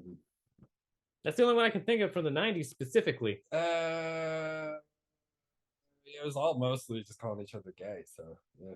Yeah, no. From what I remember, anyway. Yeah, back in the 90s, that's what everyone went for some reason. It's like your dad comes through in a time machine. Never. It's not really. You know what's funny? There's a Tom Segura bit that perfectly describes my father. He's at a Japanese restaurant, and he goes, and the waiter comes up and he goes, "How weird are you about to be with him? Like how?" He's like, "It's not going to be racist, but it will be racial." They were like, "You Chinese?" He goes, "What? What does that have to do with anything? What do you do? Why are you saying?" I mean, I'm butchering it, but I'm sure you know the bit. And it's like, when Tom did that bit, I was like, he knows, like he understands me. He's like, he's not racist. He just has no, hey, don't ask them that. Like, we're at dinner. Don't do that. Well, but your dad kind of, wherever it's something you're not supposed to, he. Oh no, that makes it sound like his dad does like maybe racial humor that's not appropriate anymore. Yeah. That's like not fully discriminatory, but like hugely ignorant and insensitive. Yeah, I'm reading Peter Criss's book, and there's a chapter where they describe they were stranded in San Francisco or something for some reason. I think they were making the Hotter Than Hell record or something, but like it was across the street from a gay club, and for some reason, to keep themselves entertained, they would pretend to be gay and like pretend like they were waiters. I don't know. It was just weird. I was like, wow, guys, this is what you do when you don't do drugs.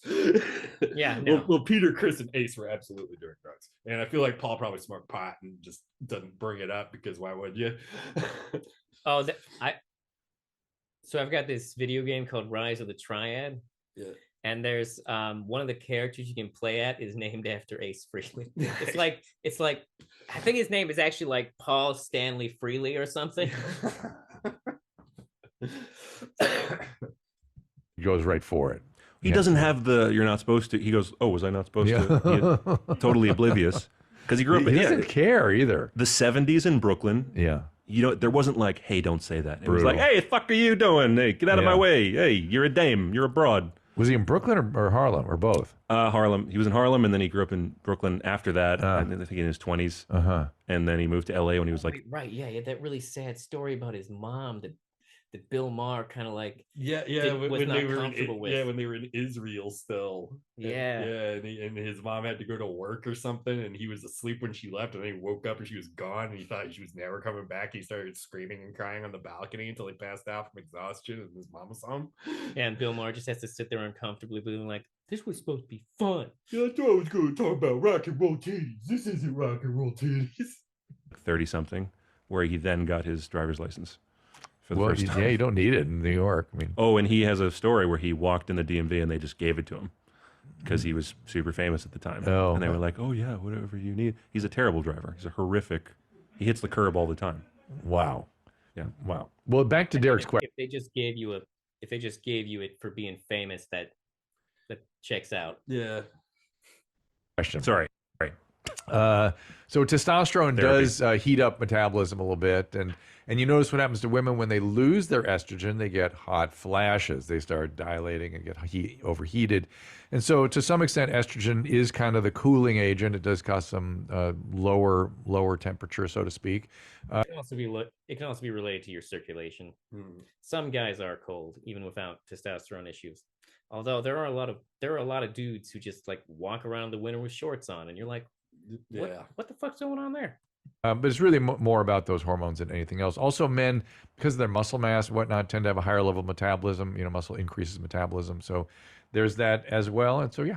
Sure, you're making a lot of generalizations. Are you assuming that I'm male? I am assuming that. All right. So you haven't given me a preferred Of course. No, that tracks with the types of comedians he watches. pronouns. Yeah. And last week we learned. Not touching this one with a 10-foot pole. Or for the last 2 weeks, we've been talking about snail Thank you, Dr. Drew. Thank you for not touching with that 10-foot pole. identities, snail pronouns, or snail whatever. I just saw this I saw frog one the other day. I saw frog. Frog self. Yes, frog I saw self, that one on TikTok. Snail self. Just celebrate everybody. Yeah. Neopronouns. Those don't even count as neopronouns, people. That's just people on TikTok who want attention. That's not a real thing. You relate to a frog, I guess that you could, but like, God damn it. Don't stop muddying the water with this shit. Pronouns are here to stay, guys. Neopronouns. But they're not pronouns. That's what I don't understand. No, they're nouns. They're neopronouns. They're nouns. Frog is a noun. Neo. Frog is an animal. The academic there at the other side of the table, Chad, is freaking out. Yeah, they're nouns. They're nouns. They're Nick neo is nouns. correct. This is my English major at work. I can tell that frog is a noun. Those are not even related to neopronouns. And I'm not even an expert on neopronouns, and I know those are not neopronouns. Let me read you some stuff here, some emails. We'll look at some videos in just a second. But let's see. 29, I have a question about my mental health. I grew up as a gang member, seen a lot of death and horrible things. Growing up, I was able to see a lot of this, and it didn't bother me. Now, even if I see a commercial, I want to cry. I don't know why I feel this way, because I feel the crazy stuff still makes me laugh sometimes. I feel like Tom. Oh, boy. Tom, good for you. You've really great. Just want to see the I assume that's Tom Segura. Yeah, I don't know. Yeah, who knows at this point? fear on someone's face, I guess, because it's funny. But at the same time, I'll see a commercial, want to cry like a bitch. I don't know what's wrong with me. Okay. Like a bitch. I mean, why did there's such a bro energy that I thought died out. Yeah. And when I was in high school, where it's like I drunk drive like a pussy, cry like a bitch. It's like, guys, it's okay. It may be because the bro stuff has been pushed down so much that maybe it's kind of springing back. Something. But the fact that you think it's funny, literally funny, to see the fear in someone's face when they're terrified, that's not funny. Dahmer. Yeah, that's not funny. But the fact that you are crying when you see emotional things or touching things suggests that this stuff, there's something trying to come into consciousness here. It's going to be tough because once you start having feelings, you're going to realize that you've been disconnected from these feelings for a long time. That's you're able to do the things you did. And you probably have a little PTSD and mood disturbance because of all that. So I would say it is really, really, really important that you see someone not. Once again, I have to ask, what kind of doctor is he? We have gone the gamut of so many different types of doctors for Dr. Drew, and I'm so confused at this point. Take medication because you're depressed, but you get somebody that is trauma-informed therapy, as we say. And it's not your fault. You know, I guess you had horrible trauma as a child, I bet, as well, which is why you sort of now act out on other people, but none of this is funny. I mean, I'm in it. It works. It's good. I did therapy for years. Once a week. Boyfriend had a sinus infection for the last few days. We were wondering if I would get a sinus infection if I gave him a rim job. That's the nose to anus connection. No, I understand what a rim job is. Thank you. Like, do the germs... My dad was Gene Simmons. I've heard the word before. Mostly my mother screaming, "No, I'm not going to give you a rim job, you piece of shit." Stay in the separate areas, or do they travel down to your butthole? Obviously, I want to munch my man's butt because I love him dearly. That's commitment. That's somebody loves somebody. But I don't want to get sick. Anyway, keep him tight. So, yeah, no, you're not going to get this. The problem is there is one little... So oral fecal is, you know, mostly what you get from munching on butts, so to speak. Use your language. Sinus infection. You may have noticed my shirt changed. That's because we took a small break, and I, like they mentioned, was running hot. So I had to take my hoodie off. But we are definitely going to at least finish this video. It's a long one. Even though it's... I don't know what I expected with this one either. At least with the Gene on Bill Maher, like I thought I knew what they were gonna do. This I had no fucking idea. I just saw Gene Simmons' butt.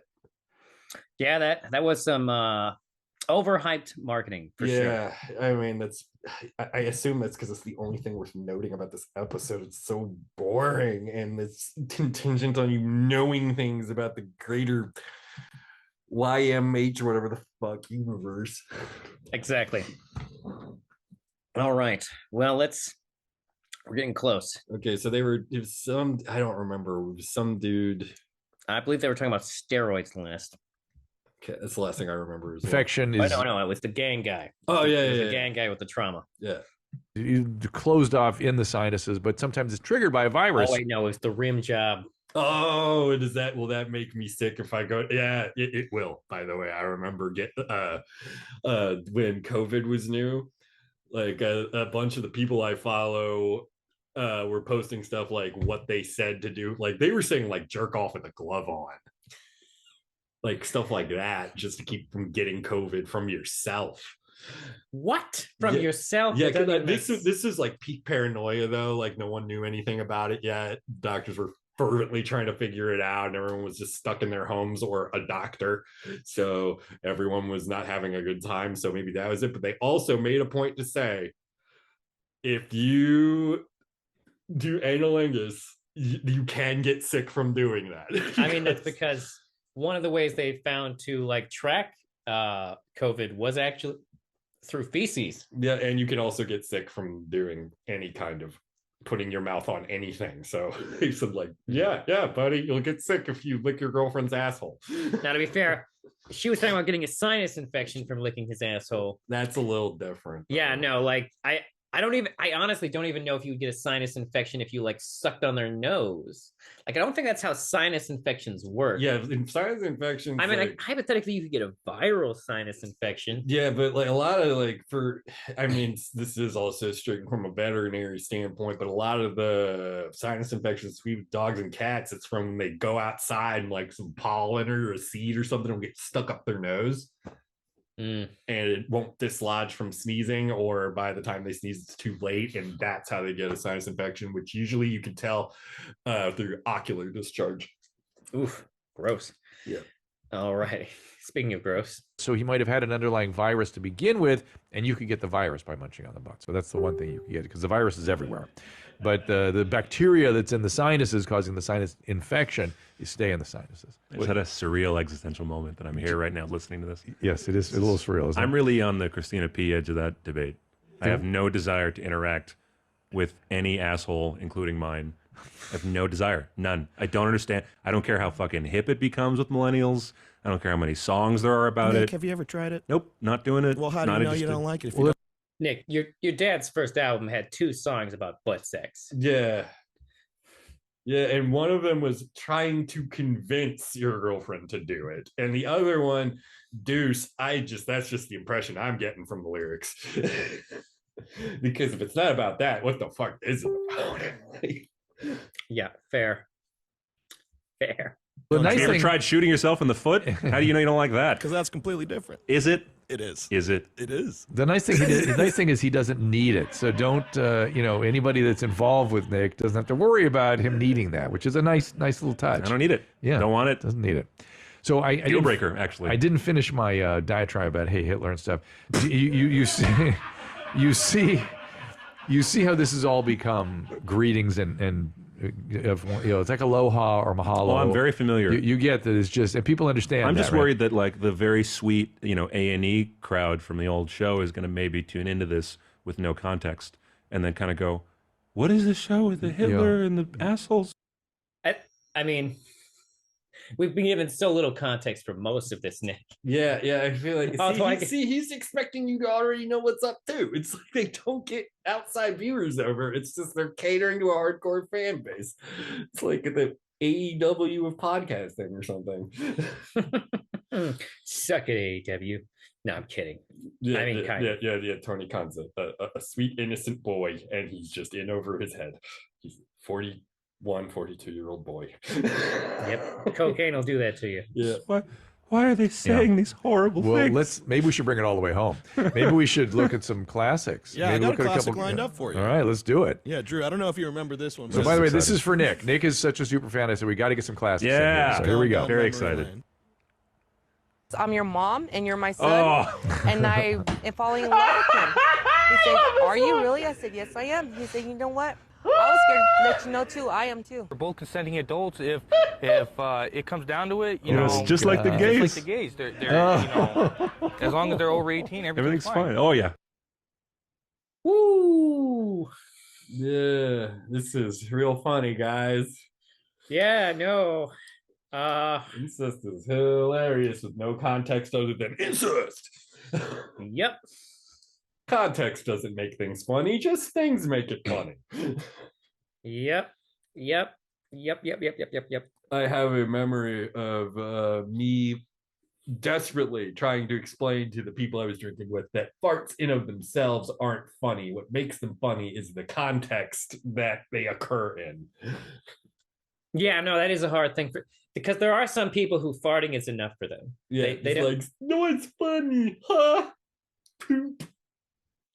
And these were adults that were all much older than me that I was trying to explain this to. Oh, yeah. Well, boomers love fart jokes. These were mostly senior Gen Xers, but they were just like one of the bartenders made a fart joke because it was actually no, it wasn't the token guy, so he thought like he had to be funny. It was one of the bartenders who was hot, but she got tired of being pegged as the hot one, so she was trying to be funny.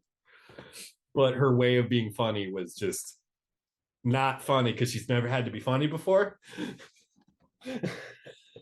So I don't know, maybe they were just laughing too hard to make her feel better about herself, but they all it was just her making fart noises.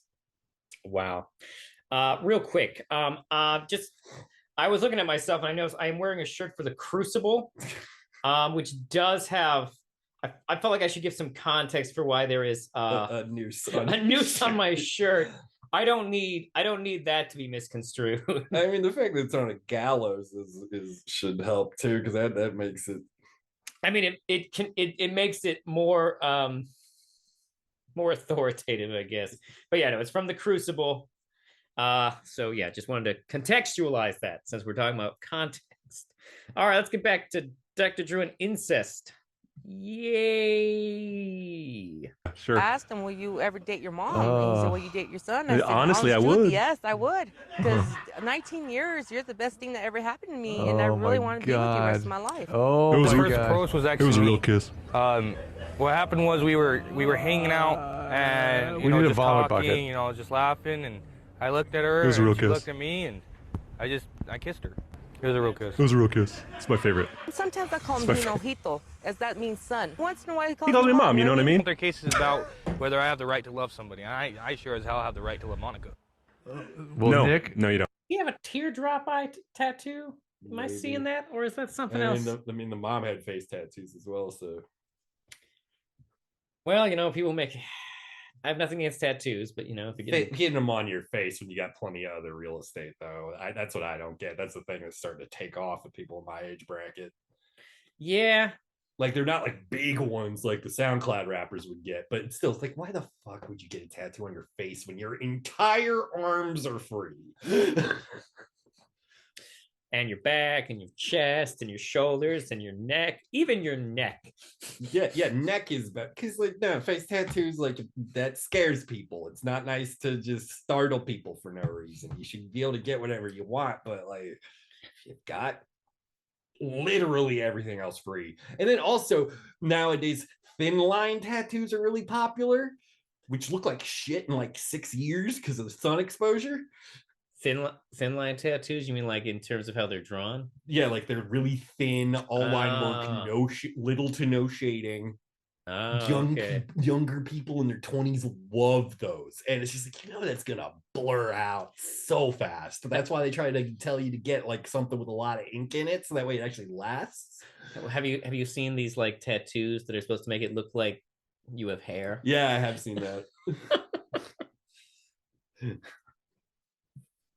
Nick, you have watched this too many times. You have watched this. Oh, there's songs. There's songs featuring this audio that I saved. I'll confess, there was a moment in my life when I was in love with your mom, but I was 19 or something. Hold on.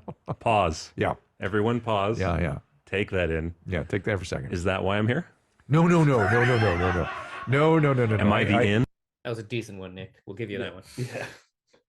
I admire both your parents. No. I think I was not in a minority, Nick. It's funny. He opened the session with like, so tell us about your parents' marital troubles.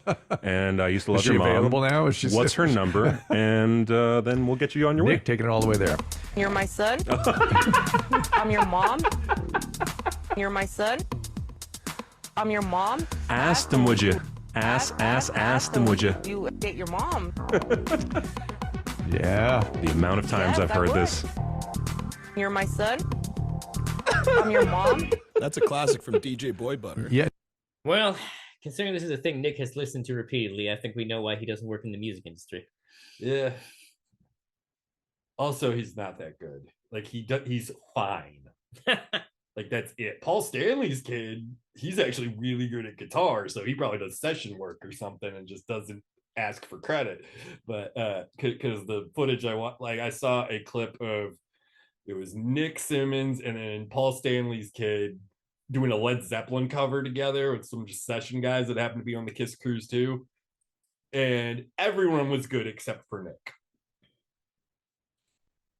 because it was Led Zeppelin, and Nick's range is more like not that high.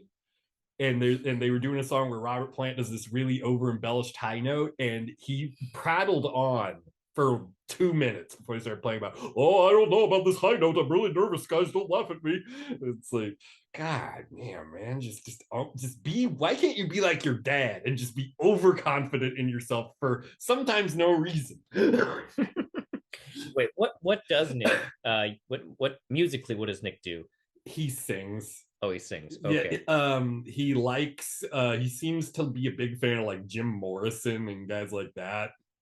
In fairness, I can sing Jim Morrison. Yeah. Jim Morrison is not that hard to sing. Yeah, all you have to do is just like get real hammered. Like, come on, now touch me, babe. Can't you see that I am not afraid?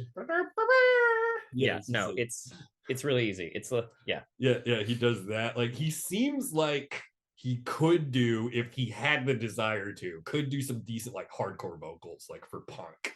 Oh. But because he does kind of like, I don't know if you ever heard Gene sing and knew it was him, but his dad has kind of like a throaty, like raspy kind of voice.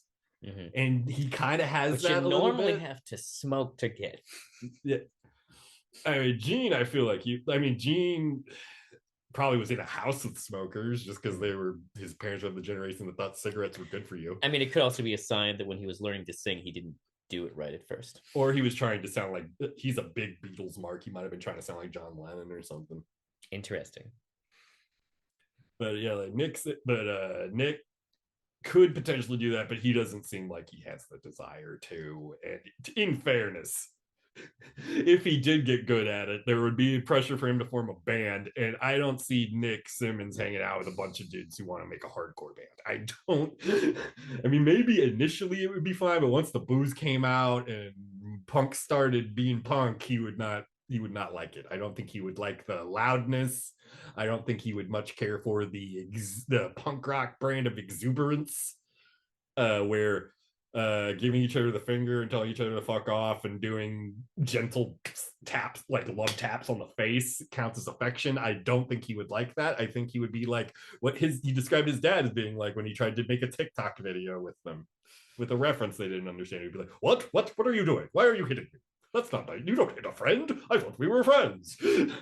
Fuck me? Why are you saying this? Yeah, no, that sounds about right. That sounds about right. Yeah, nobody ever played that for me. I really feel left out. I know the lyrics. It's a classic closing song. I know it, but he didn't bring it to this show, and I'm mad about that. So thank you. The amount of times I'm in traffic on the 405 and that song is playing is too many. It's just like the gays. My favorite is, it was a real kiss. That's my favorite bit that he says. So everyone understands this is, I know you get this. Sounds like Bert. This is a real kiss.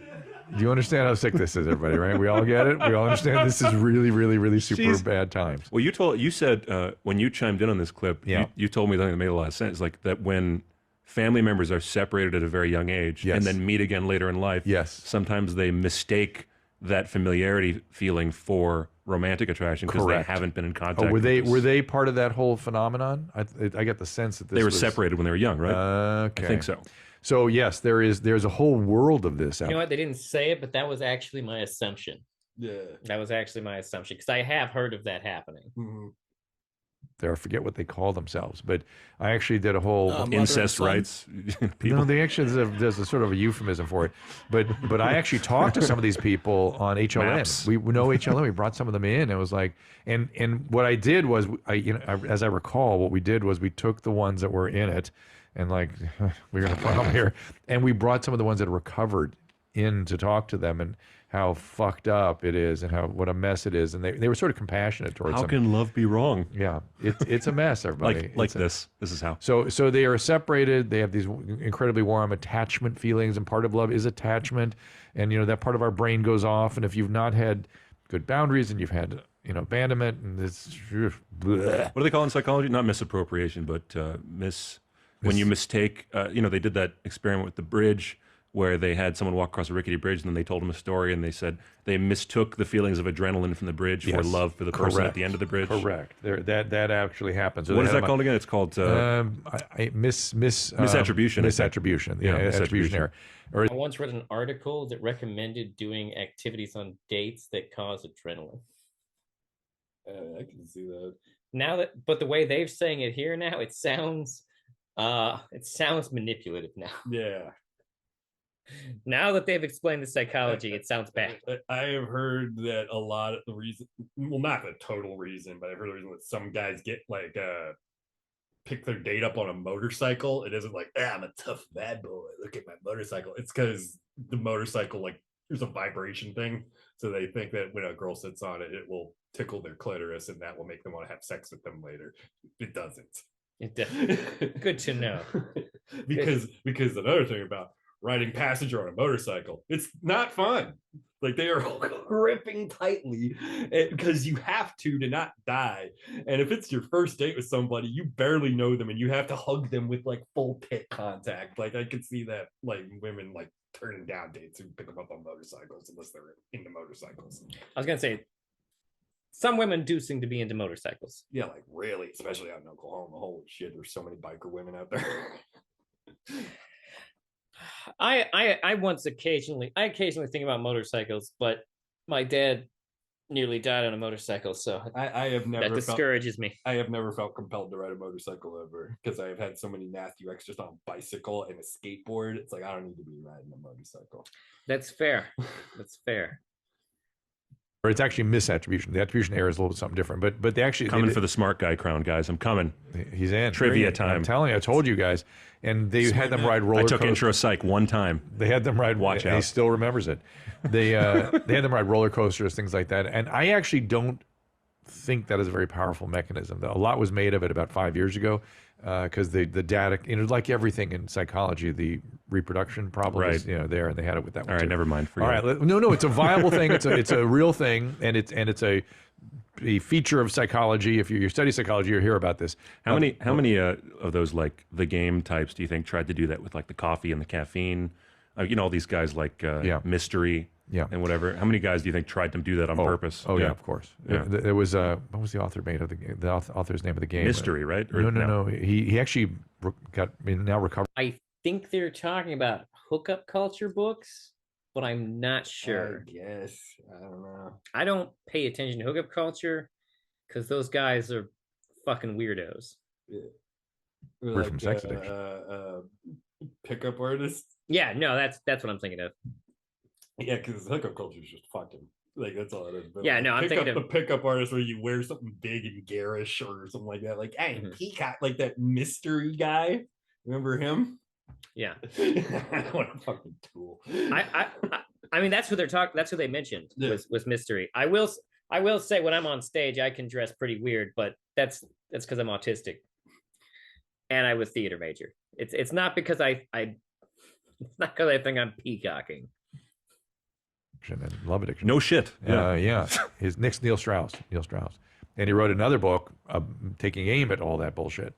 It's Did he really? Yeah. So he's like a reformed. He doesn't believe in it anymore. Well, he got fascinated with it. He wasn't of that world, but got dragged into it. Started doing the things that they taught him to do. Became sort of sex addicted or something. And he wrote a book about it, but then he wrote a book about the game called The Game, and then he said, look at Neil Strauss's book. Let's look at the second book, or the one that followed. I don't partake in this, by the way. I hate this. Yeah, shit, it is psychopathic. It's truly. This is probably like how like I feel like when Nick says that, it's because he doesn't want to be like the worst parts of his dad. Mm-hmm. Kind of like how like. Now, in college, I did abuse alcohol to the point where my body developed an aversion to it. But there is also a part of me that's like, I don't want to be a drunk like my dad is. I think he's doing better, but it goes up and down. Maybe it's terrifying to me. It might be the truth there or something. Rules of the game? No. It's called The Game. Yeah, I think it's the game, first the one. Game and rules of the game. But no, I think the truth is the truth. Read that one. That's the truth about the game.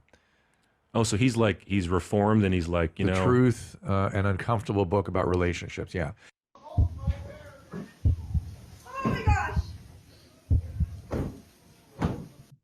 That is, I think, the one where he talks about. I mean, the essential premise, which is like the weird that people are okay with, is how can I trick women into having sex with me when they don't want to in the first place? Yeah, it's sort of like why is that a good feeling for you?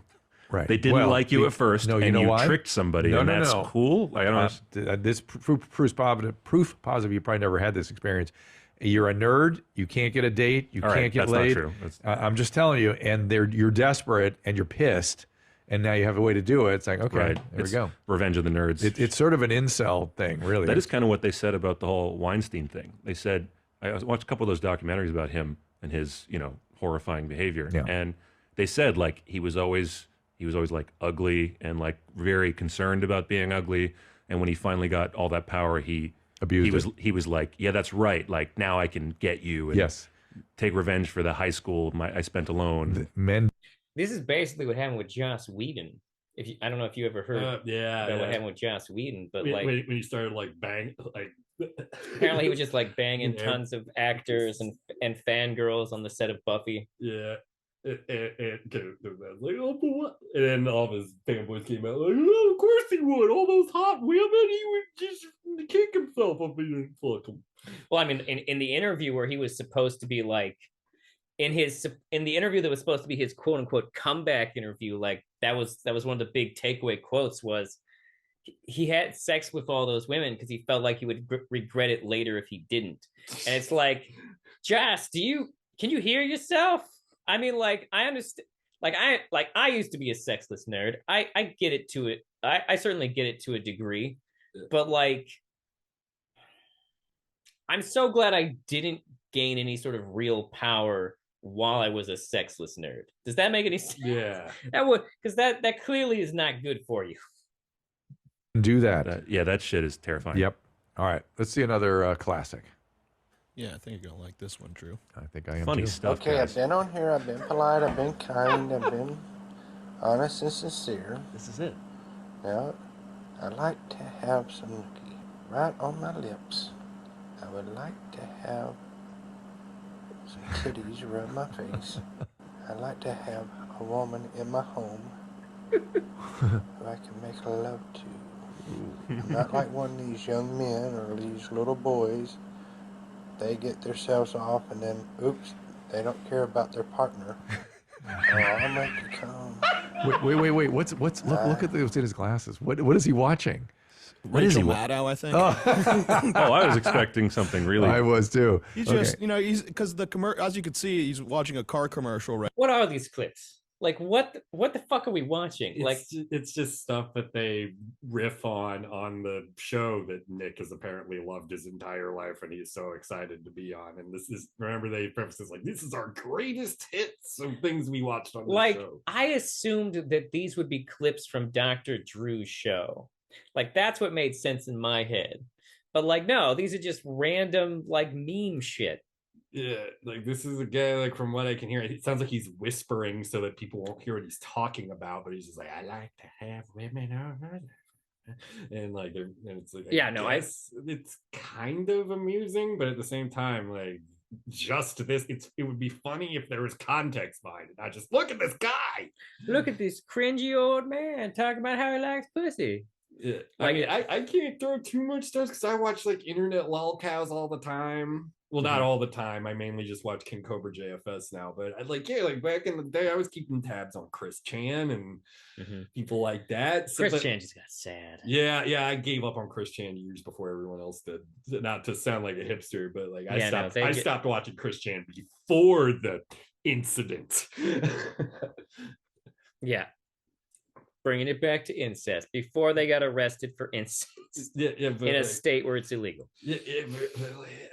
The difference between me watching Cobra and this is like Cobra is willingly putting himself out there. I mean, I assume this guy posted this willingly. Yeah, like on a dating site or something. But like, maybe TikTok. But he clearly doesn't want to be a broadcaster. I think he's just old and didn't understand the gravity of what he was posting it on. But like watching like Cobra and stuff, Cobra's everything that we know about Cobra is stuff we have heard from Cobra.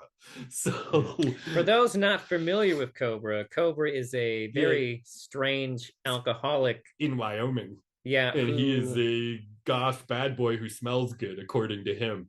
But just Google it yourself. The lore goes so deep. Yeah, we can't explain entirely who Cobra is, but King Cobra JFS. Look him up. He is certainly not a man who is doing himself any favors. Yeah. All right. By the way, I could not. I heard like maybe 3% of that. I just heard lips and pussy, and I want a woman, and I'm not like these little boys that just get themselves off. That's all I heard. Yeah. No. Like. Yeah. Disturbingly, the little boys part was the loudest part. You think that'd be the quietest part? All right, here we go. Right now, that's in the reflection. So he's just during the commercial break of Rachel Maddow. He's just like, let me just quickly tell ladies I can make them come. I'll make you come. I'll make you come. There it is. That was some weird smile afterwards. Last lady 10, 15 times before I even went boom once. No fucking way. Look at that weird smile. Think about that, ladies. I would like to find someone 10, to have 15 sex times. with. Nick is easily diminished. Make love to. God bless. Oh, no fucking way. 10, 15 times. I Get out of agree here. with you, Nick. I agree. Before he went boom once. And by the way, for the record, the women that can have 15 orgasms aren't having oral sex orgasms. That's a certain variety of orgasmic function. Oh, yeah, I've heard you talk about this. And they have it during intercourse, typically. Because it's too much. Right? Yeah, Usually, cunnilingus is actually too sensitive. I mean, think about trying to have 15. It's more closer to the male orgasmic function. It's too sensitive. You actually got to back impossible. off. Yeah, impossible. I've heard you. I've learned from this show. Well done. Yeah. So, I don't think you guys ever showed me that one. I really don't. Oh, Christina had. Do you think he got into this kind of stuff because Gene would have it on as background noise? I have no idea. It wouldn't surprise me. I will say that like Dr. Drew type stuff specifically, not the weird people they're watching. I will say the Dr. Ruth Gene Simmons interview, much more interesting. Yeah. And at least with Dr. Ruth, I know what kind of fucking doctor she is. Yeah. Like, is this guy a medical doctor who questionably does psychology, or is he a psychologist who questionably lances people's boils? I don't know. I promise you we have. Well, here's what here's my biggest reaction to it though, is it's so creepy. And did that come from? Is it that creepy? It's a little creepy. That he's whispering it and he has the camera inches from his face. That's a little unsettling, and it's a weak kind of not great angle either. But like in terms of creepy old men on the internet, I've seen much creepier. Oh God, yeah, I've seen way worse than that, dude. Yeah, no, Christina? No, Christina hates that one. It's one of the original cool guys. Yeah, no, I know it's a cool guy. I know it's original, but I want to know from which side of the Segura family. Tom. It's Tom. Because I'm worrying about Christina these days. She's lost her edge. She's sending in. No, I have. No, Tom. That was Tom's clip, and Christina hates that drop. He right. plays it when he wants her to go. I don't like it. Yeah. I don't like it. I don't like it. All right. Yeah. Well, she has good instincts. That is a creepy dude. But I hope he finds love. Everyone needs it. So, but this is it's okay. It's the delusion of men. We delude ourselves into thinking that. Well, because we know that if we saw a woman offer that way, we'd be stoked. So we assume it's a two-way. We assume they're going to be stoked. That's the craziness. We just go, do you want my peanut? And they go, yeah. And it's not the same. They aren't stoked about that. When I was a teenager or young adult, we were schooled on men and women are the same. They're the same. Before we get into this nonsense, I will say that I have a theory on why that is, though. And I think it's pretty simple. Like, it's because men don't typically have women offer that to them. Mm-hmm. And women have that offered all the time. So it's like, to a man, it's like an exotic thing. Sex is never that easy. So it's like, oh my God, yes, I'll totally bang you now that you've just asked me outright out of the blue. But even then, like how stoked would you be if a total stranger was just like, you want some of this pussy? Some proceed with caution alarms would probably be signaled in my head a little bit. If I was drinking, I would be all over it. Absolutely. Well, that is the effect of drugs. Yeah, now it's like proceed with caution. Like, I don't know, because I have absolutely met women that are just sleazy horn dogs. I mean, no, women like that exist. It's just that they're. But like, go if you've never overheard conversation coming from women's locker rooms at wrestling shows. Whoa. I mean, that kind of makes sense because women who do that kind of thing are going to have maybe a little bit more testosterone than other women from all the aggressive physical workout, which is a thing. Like exercising does increase your testosterone, even for women too. But the one time I can remember being offered like a skeezy hookup, like I actually like my brain was like, wait a minute. What if this leads to me being robbed? Like that was literally my thought. That is a common honeypot tactic though. Like literally like it was a 420 dating app that I matched with this girl, and like she's trying to get me to come over to apparently like her nephew's house where she's babysitting to hook up with her, which first of all, don't do that. So many problems there. Yeah, that's so many. And I was like, hey, and like I tried to be like, well, do you want, and like I wanted to like I felt like I needed more information, and I was like, and she would not agree to do a video call, which that's another, which like that was when I started thinking, it's like, wait a minute, what if like this is a guy robbing me, or like because it's a 420 app, it's probably seedy. Or like, what if like I get there and like her boyfriend's there with a bat or something, and they're like, give us your fucking wallet, you know? Yeah, that happened. There was a period in Tulsa where like this couple was doing that. They got like 3 or 4 people before the cops finally caught them. Damn. Like they would go on Tinder and be like, and like just explicitly saying, hey, I'm just trying to fuck, which never happens on Tinder. Ever. Like nobody, I mean, maybe like once you start talking to them, they go like, hey, actually I'm horny, do you want to just fuck? But they don't open with that in their bio. Very uncommon. But that's how they got people. And then dudes would come over thinking, hey, I'm gonna get laid, and then they gun in face, give us your money. And they did that to like 3 or 4 people in like a week, and then the cops finally found them. Well, and the only reason it took them so long, and like Tulsa PD actually said, if this happens to you, tell us, because the reason it took us so long to catch these people is because the first 2 guys they got were so ashamed of themselves that they didn't want to say anything. Until the last guy who was like, no, fuck you, I'm calling the cops.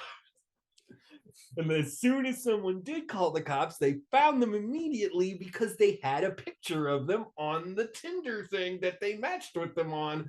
And they go like, here's her, and she has a sleazy ass boyfriend with her, and he looks like this. And then like they had warrants like out, so the cops found him like that. If the first guy had just stepped up and said something.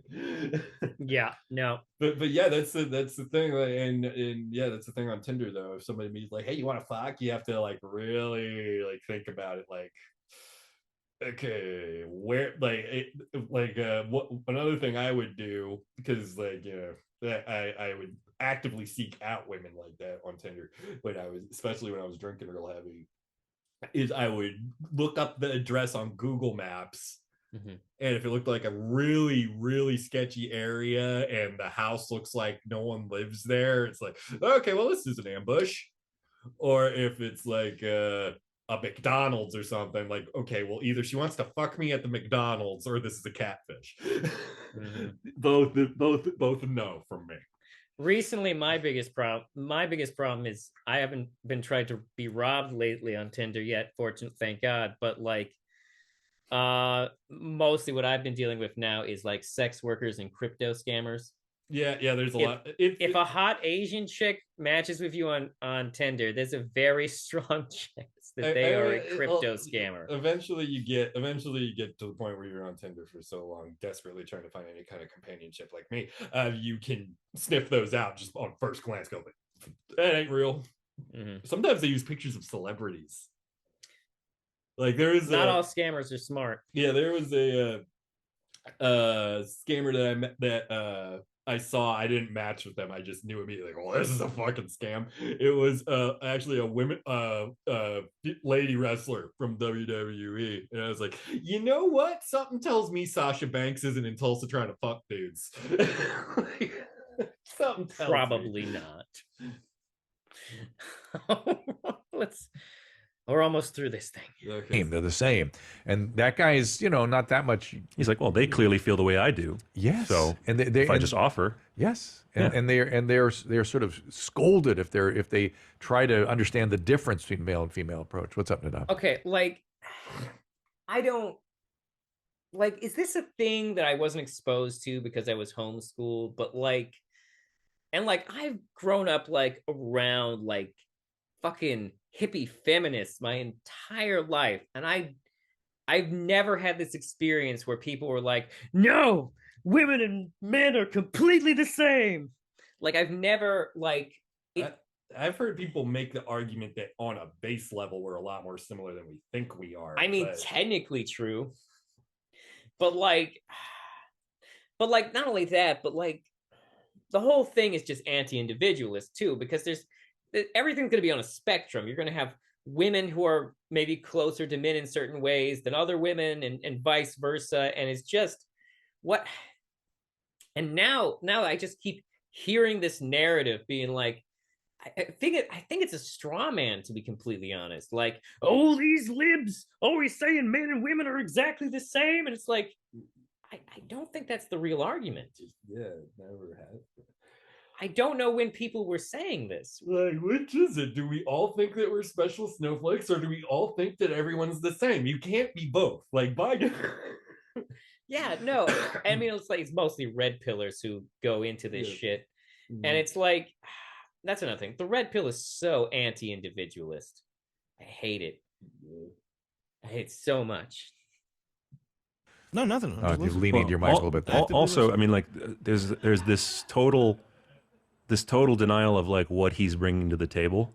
Yeah, yes. He's offering as though he's this prize. Yes. And I feel like I've seen men of every type do this, where it's just come on over here and get something. It's do you know?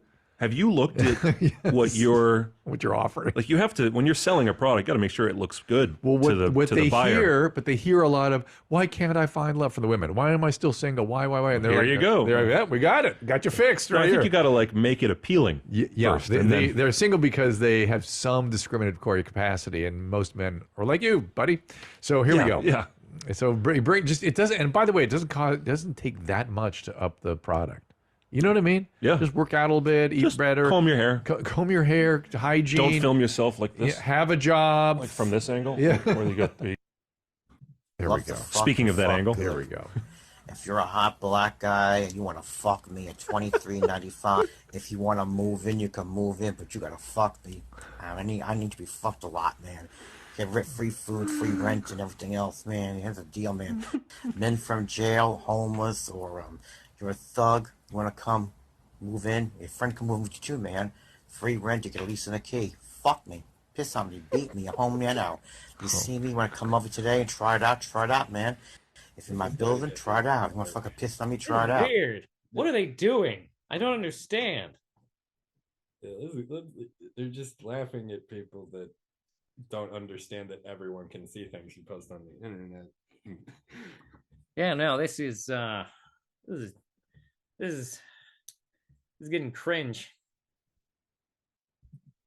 Seriously, probably only as fuck, man. I'm looking for hardcore guys that mean it and want to do it, and I want to deliver it. I'm a hot white trash. Come to let's fuck. You know, as I look at RPC here, I think to myself, this whole fucking empire was built on that. Pretty much. This is where we started. And I don't know if you know, whenever I go on Instagram now, and I mean every time on Instagram, RPC Live, he is there doing his thing. Can I tell you a quick RPC story about? Because okay, apparently they know who this guy is. Well, I've obviously seen that many times, and I was in Sydney, Australia last month with the old man, and occasionally there's call times. We have to go to the show at a certain time, so you have to jump in the van, and so I'm listening to YMH as I'm getting ready, and that clip is playing in its entirety in one of the episodes. like at my iPhone speaker is on. And so then I get a knock at the door right as he's saying like, fuck me, like piss it, like fuck me. And then I hear and I open the door and it's the tour manager and he's like, hey, you know, we got to go in like 10. You better finish what you're doing. 10 minutes. And I'm going like, did he hear me? And what does he think I was swatching? So good. Fuck me, piss on me, fuck me. And he's like, hi, I'm going to go to the concert now. Anybody want to hang out? So for all the A&E execs that used to, you know, delight in the young Nick Simmons, you can play that clip for your friends. Dr. Drew, I'm never getting another A&E show. Fuck it. Release in the key. Fuck me. Oh my gosh. Do you have any more for us? Or? Please don't. Yeah, you know, we got this one. This is a nice classic. I was thinking that something would happen. If you've had any kind of erectile disorder problems, I'm here to tell you, forget about Viagra, forget about salads, forget about dick and plants and all that stuff. Believe me or not. I don't know if you believe me or not, but if you like to see me smoke some meth with a small limp dick that doesn't get hard any other way, and watch it get harder and harder. The more I smoke, the harder my dick gets. It's unbelievable. Your dickhead becomes so sensitive that you don't need lube, you don't need spit. You just stroke that dickhead just up and down 4 times. Just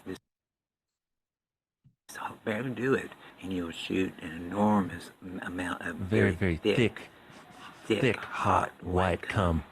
My brother didn't believe me. But when he smoked with me, he put out his dick. I couldn't believe how big his dick was. He jacked off in 4 strokes. There it he is. shot the most cum he'd ever shot in his life. He's only 49, and he. Yeah, no, like. But then again, enjoying watching a show where a friendly old German woman is talking to you about what makes sex good, compared to just this clearly. A meth addict. Destitute meth addict is not the same. Yeah, like, no. I've heard this is a thing though that some rich people do. They just like watch poor people do stuff like this and just think it's hilarious because poor. But I don't know if that's what enjoyment Nick derives from it, because any money he has is not money he has earned, and he seems cognizant of that fact. Like this doesn't like honestly like the fact. I mean, I guess this is on topic for Dr. Drew. But this is not what I expected from Dr. Drew. Yeah. This is much darker than what I expected from Dr. Drew. Once again, I went into this thinking, oh, they're going to talk about me, like just Gene Simmons, and maybe like just it'll segue into more funny celebrity stories. No, it's a little bit of that, little bit of silly Gene. Also, I want to say his story about his dad was also supremely disappointing. Yeah. My dad's a boomer, doesn't know how to use email, and doesn't want to learn. It's like, God damn it. Yeah. I was really hoping for something there, Nick. It's like my dad also does not much care for email, but that's not like you're not like it's because he doesn't have any fucking friends, probably. He grew up in fucking Beverly Hills or some shit. So he's like, doesn't know how to relate to anyone. So he doesn't understand that most people who have parents who were born in the 50s or before have that same issue. Yeah.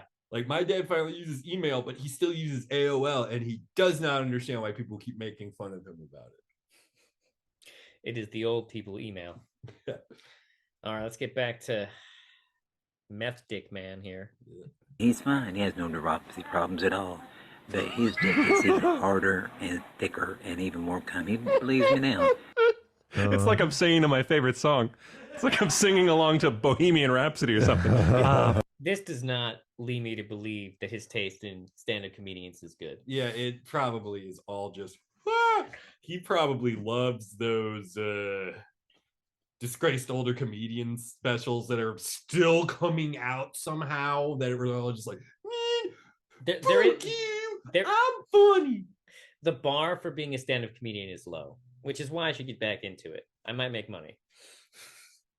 Oh man, I bet you he just watches like the new Chris Rock special and just beats off. He probably thinks that fucking what's his name, Dave Chappelle, no, Chris D'Elia or something. Oh, he probably thinks that fucking guy. He probably thinks that guy rules. Yeah, have you seen Army of the Dead? I have not. It's a pretty solid little fun zombie flick, but the big thing about it is that Chris D'Elia was in that movie, and after it came out what he was doing, Zack Snyder replaced him with Tig Notaro digitally. just like took him completely out of the movie and replaced him with Tig Notaro. Like, did you see that episode of Workaholics that Crystalia was in? I have seen that, and now it's weird in hindsight. Yeah, I thought that episode was so funny when I first saw it, and then this stuff comes out about him trying to bang 14-year-olds or whatever. 14? It was that young? He was pretty young. He was like 14 through 17. Yeah, he was like, apparently there were messages where he was saying he wanted them to call him daddy and stuff like that. Like, it's just that kind of crap. There's a lot unsettling there. Yeah, this is and he like lied about how old he was too. That was apparently another thing Crystalia did. But yeah, now I watch that and go, oh my god, yeah, he might have actually been doing that, like between takes just on his phone. For those who don't know, on the show Workaholics, Crystalia had a guest star appearance where he played a pedophile.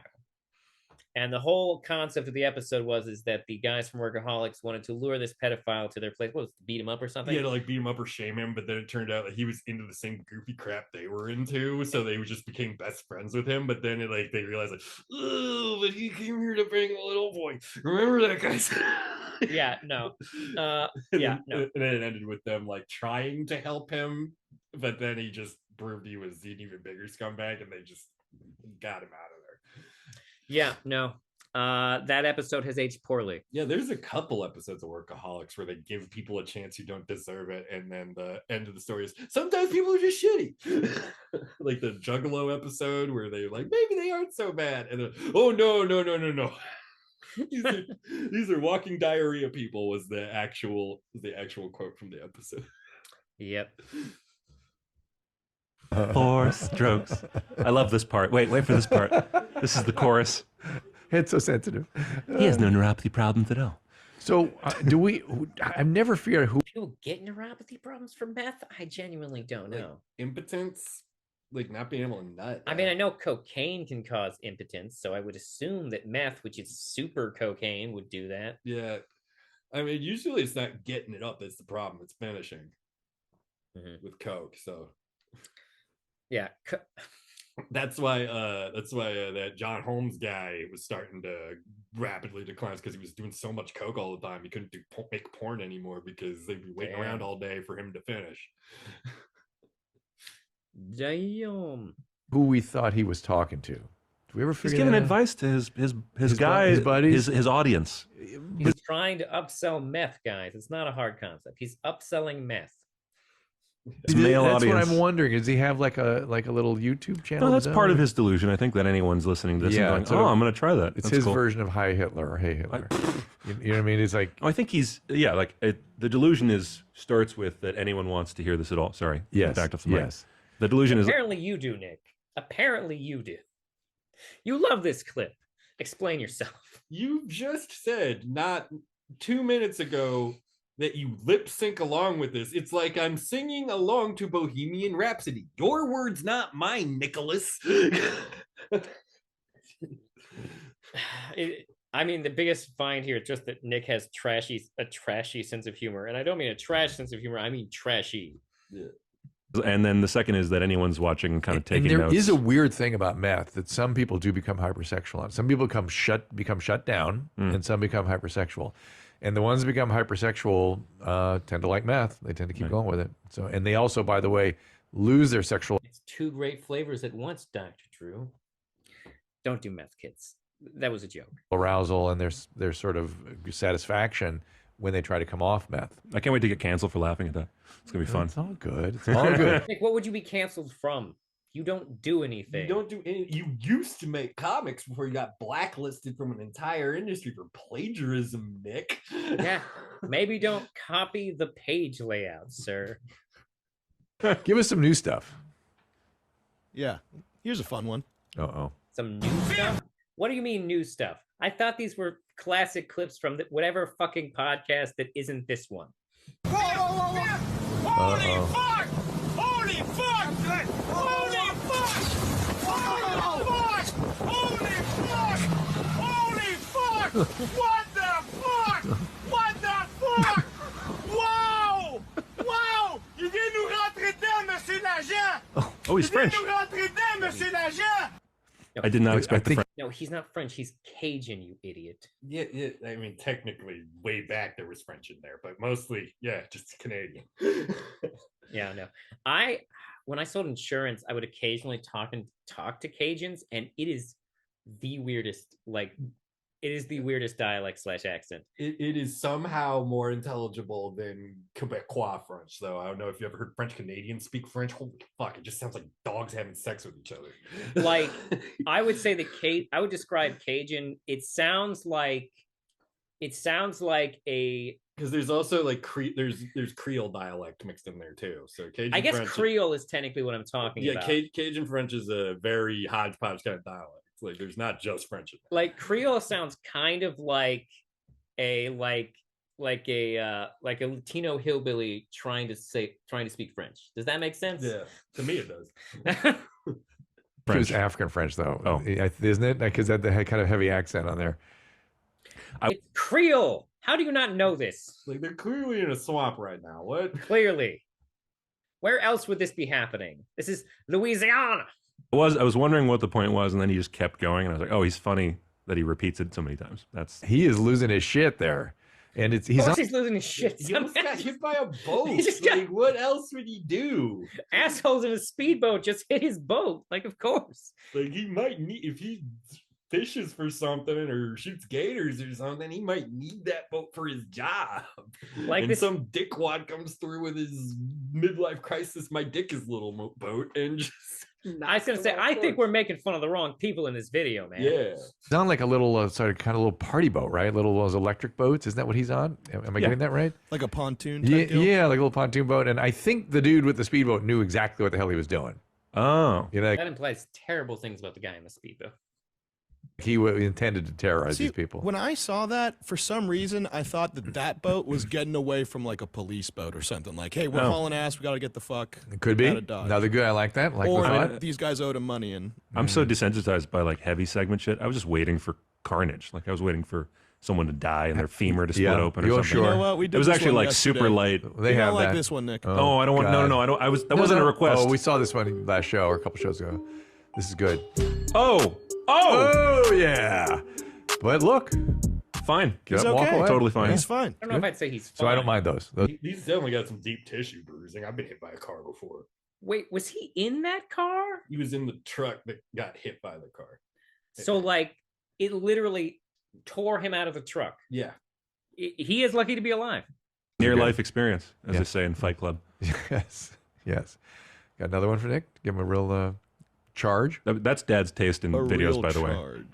He loves when people get hurt. He loves it. Well, he's like he loves America's Funniest Home Videos. This explains a little why you're attracted to this whole environment here. Yeah, here's a nice short one before we wrap up. Tom is a father figure. Move forward, but not coming from the government per se, the premier. It's coming from the health sector. Oh my God! In his mouth. I just swallowed a bee. Oh, gross! I knew that little bugger. Oh. Better hope it wasn't a bee. He's so calm.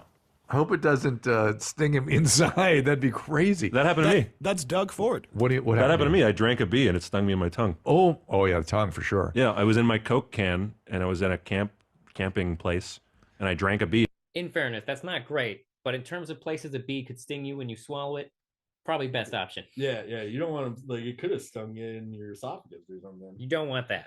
Don't want that at all. And it like, and it stung me on the tongue. What bothered me about this, they looked more like a wasp than a bee, and those hurt. Oh man, those are brutal. He acted much more manly than I would have in that situation. I was at a fundraiser once, and a bee dropped down into my. I had a tuxedo, and so the collar went down in here and just poof, nailed me. Yeah. That happened to me. It fell down the back of my T-shirt, and it felt trapped against my back, and it stung me in the middle of the back. Boom. All right, good. We've all shared that experience. Yay. Happy times. Yeah, that was good stuff. TikToks? We went through all the TikToks yesterday. Oh no. Oh no. Man, I feel like you and I we have so much to talk about. We could talk forever. I feel like we have to end somewhere, right? I mean, we do have to end somewhere, but we can do a few more minutes. Is there anything we missed? Anything that anything you wanted to know about this environment? I mean, we didn't even get to talk about your charity work with the homeless problem and stuff, but that's like a whole other thing. Well, so Nick very kindly walked Skid Row with us. I've been dealing with the homeless thing forever. In LA. In Los Angeles, which is just so frustrating. And we had a really good, that was an amazing group. No, and I did, Paul, I still have to post these somewhere and find out a way to get these out there. We did. Stop. Sorry. I don't know why that just we did. Why is that not on silent, Drew? I know, because you know why? I'll tell you why. Yeah, please do. If you're gonna call, because please leave I the set room. my alarms for tomorrow, not realizing what time it was today. Because that's the second time that went off. This was to remind me. The first time was to remind me the second alarm was about to go. Remind you to turn off the second alarm.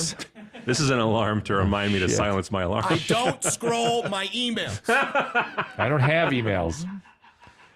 What were you saying? Yeah, so Paul, this lovely thing that we were talking about, which is that we walked together and then we talked to your friend Paul, who is starting this charitable organization and trying to do some Nick has been very, very generous with his time. We kind of fell off, but I'm going to reach out again because we did these. It felt like, I mean, dipping my toe into this world, it felt like nobody was really listening. But we did these interviews with these two sort of lovely moms of people who were homeless and schizoaffective or addicted, and they were talking about like their experience with the system and like what it's like to try to get help. Terrible. And it's sort of like, I mean, it's funny because whenever I talk about this, people have the same reaction. They kind of go like, you know, you can't criminalize homelessness. Don't do that. And they're missing the point of like, when you have an addiction problem, as anyone who's watched Intervention will know, when the mom of the addict lets them use the basement for free, right? You're giving someone like a place to die, basically. Yes, correct. And so the first thing interventionists tell you is you got to stop enabling and you have to say, stop doing drugs or you're out of the house and we're not going to help you anymore. And this is progressive. Yeah. Allowing it is progressive to death. That sounds so mean to millennials. You know what I mean? Like they don't understand the fact that that's saving someone's life. You're a millennial. When were you born, Nick? Same year as me. Nick, you're a millennial. Shut the fuck up. Like what? 1989. He's an 89 baby, just like me. It's like, dude, millennial is 85 to like 2000. I believe it's like 95, 96. But yeah, like what the fuck, Nick? You know, this is what happens to your brain when you only talk to adults. That's what happens. He's out of touch with his rich adults. Yeah, too. no, he's out of touch with his own generation. Like, also, what does this have to do with criminalizing homelessness? Have they explained that? Like, what does their charity do that someone would say that to you? Now I'm concerned because homelessness should not be criminalized. Most people can't control if they're homeless. Sort of just a thing that happens to a lot of people. A lot of people don't stay homeless. That's another thing. Yeah. Right. So they kind of go like, you're criminalizing a disease by kicking them out. Like, what are they going to do? They might die. It's like, well, okay. He must have meant criminalizing addiction. Yeah. Instead of homelessness. Yeah, I think he has it in his head that everyone who's addicted to drugs is homeless unless they're famous.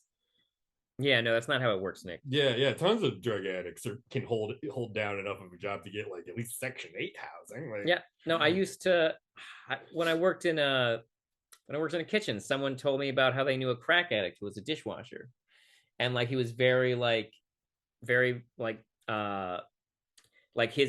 attitude was, well, you got to have money to have a house because you need to have a house to do crack in. Yeah, like. Not everyone responds to drugs the same way, and just because you handle it better doesn't mean you're not addicted. By the way, that's not the point. Oh my god, we're actually enabling their death by guaranteeing their death. Here's a nice bathroom and here's a nice shelter, and you can stay here as long as you like. Yeah, that's the disease will hinge on that. Not asking anything of addicts will commit them to death. So it's like that's the point that I think no one in California is legislated. And that it's progressive. They go, well, we'll just inject the heroin for them if that's what they want. Like, no, It'll still progress. It'll still progress. They'll still die. Yeah. And that is the part everyone. And right now they're doing what they're doing is they're building Another reason they have those shooting tents things, so like people can shoot up at a tent and it's so they'll be safe, and they'll have a sharps receptacle to put their needles in. I was gonna say, I don't most of it is to cut down on the amount of used syringes in the street, Nick. Don't act like it's some bleeding heart, pussy liberal thing. It's just so like people stop shooting dope on the sidewalk. Okay, that is literally it. I find it more alarming that Dr. Drew, who is a drug recovery person, doesn't seem to understand what this is actually about. Like, he's a disgraced drug recovery person, though. I mean, that's fair. That's fair. Like, because the whole thing is like the idea of like safe shoot up like places essentially make it so it's an easier problem to control.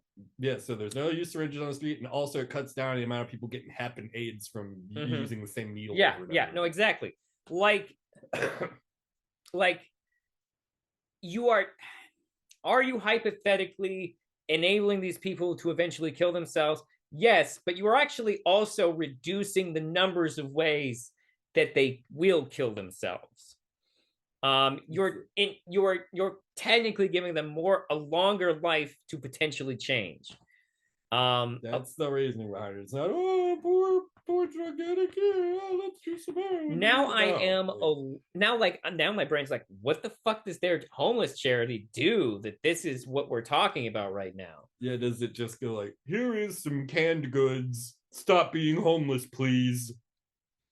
Like, that's probably all it is. Look, we are good people for doing this. Like, also, like, people dying in random places and on the street is not good for society. People who like die in their house, it's less of a drag on society itself. Like, you're only looking at this from one perspective. And this is exactly what his dad would say about it too. So now never seen the gene in him come out. I mean, like, also, like, he's like, these are people talking. I don't know about Dr. Drew, but like Nick and Gene, I don't know if Nick's ever done drugs. He probably hasn't, because he's Gene's kid. Like, I don't think, like, because he has narcissism a little bit too. Case in point, he thought he could get away with blatant plagiarism and got very offended when everyone said that it's bad that he did that and blacklisted him from the comic book industry. And like it bothers me that Dr. Drew isn't more like read up on this. Like, because what Dr. Drew is saying is technically true, but like what Dr. Drew is referring to is specifically like from the perspective of a family member. And like these programs are not from that perspective. These programs are from like a societal control mechanism to like make this less of a problem. And like, because like San Francisco used to be like, and it probably still is, I don't know if I haven't been there, but like it used to be a serious problem of like people like shooting up in like public restrooms and stuff. Like that's what this cuts down on. There's a documentary about that, like specifically heroin addicts in San Francisco, and they're all like hanging out. I guess they had pay toilets that had like a timer, and they would just go in there and just shoot up for an hour. No one could tell them not to. Yeah, no. And like that is not the cleanest environment and like intravenous drugs in.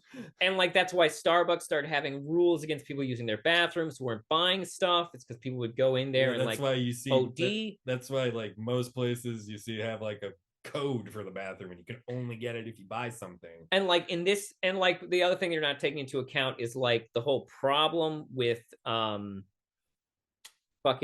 oh man, how am I forgetting the name of it? The stuff you have to give people. Like, they're going to be professionals who have Narcan at these things. Yeah. In case you get the fentanyl. That's the word I was trying to find. Fentanyl. Yeah. Exactly. Like, this is depressingly stupid. And this is depressingly stupid and emotional. Like I said, what Dr. Drew is saying is technically right from, like, a family member perspective. Like, you can't let someone continue to use drugs in your house like that if you want them to get better. But, like, that's not what these things are about. This is, oh my God, Dr. Drew. So very tone deaf. Do better. Do better, Dr. Right? They're going, here's an apartment. He goes, okay, well, then they're just going to die in that apartment. Correct. So it's like you're not. It's like the elephant in the room. Do you understand what the difference is between dying in an apartment and dying in the fucking streets, Nick? Jesus Christ.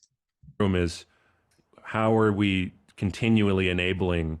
Well, they built serious addiction. They built giant outdoor hospitals. Now they're going to build giant indoor hospitals without doctors and nurses.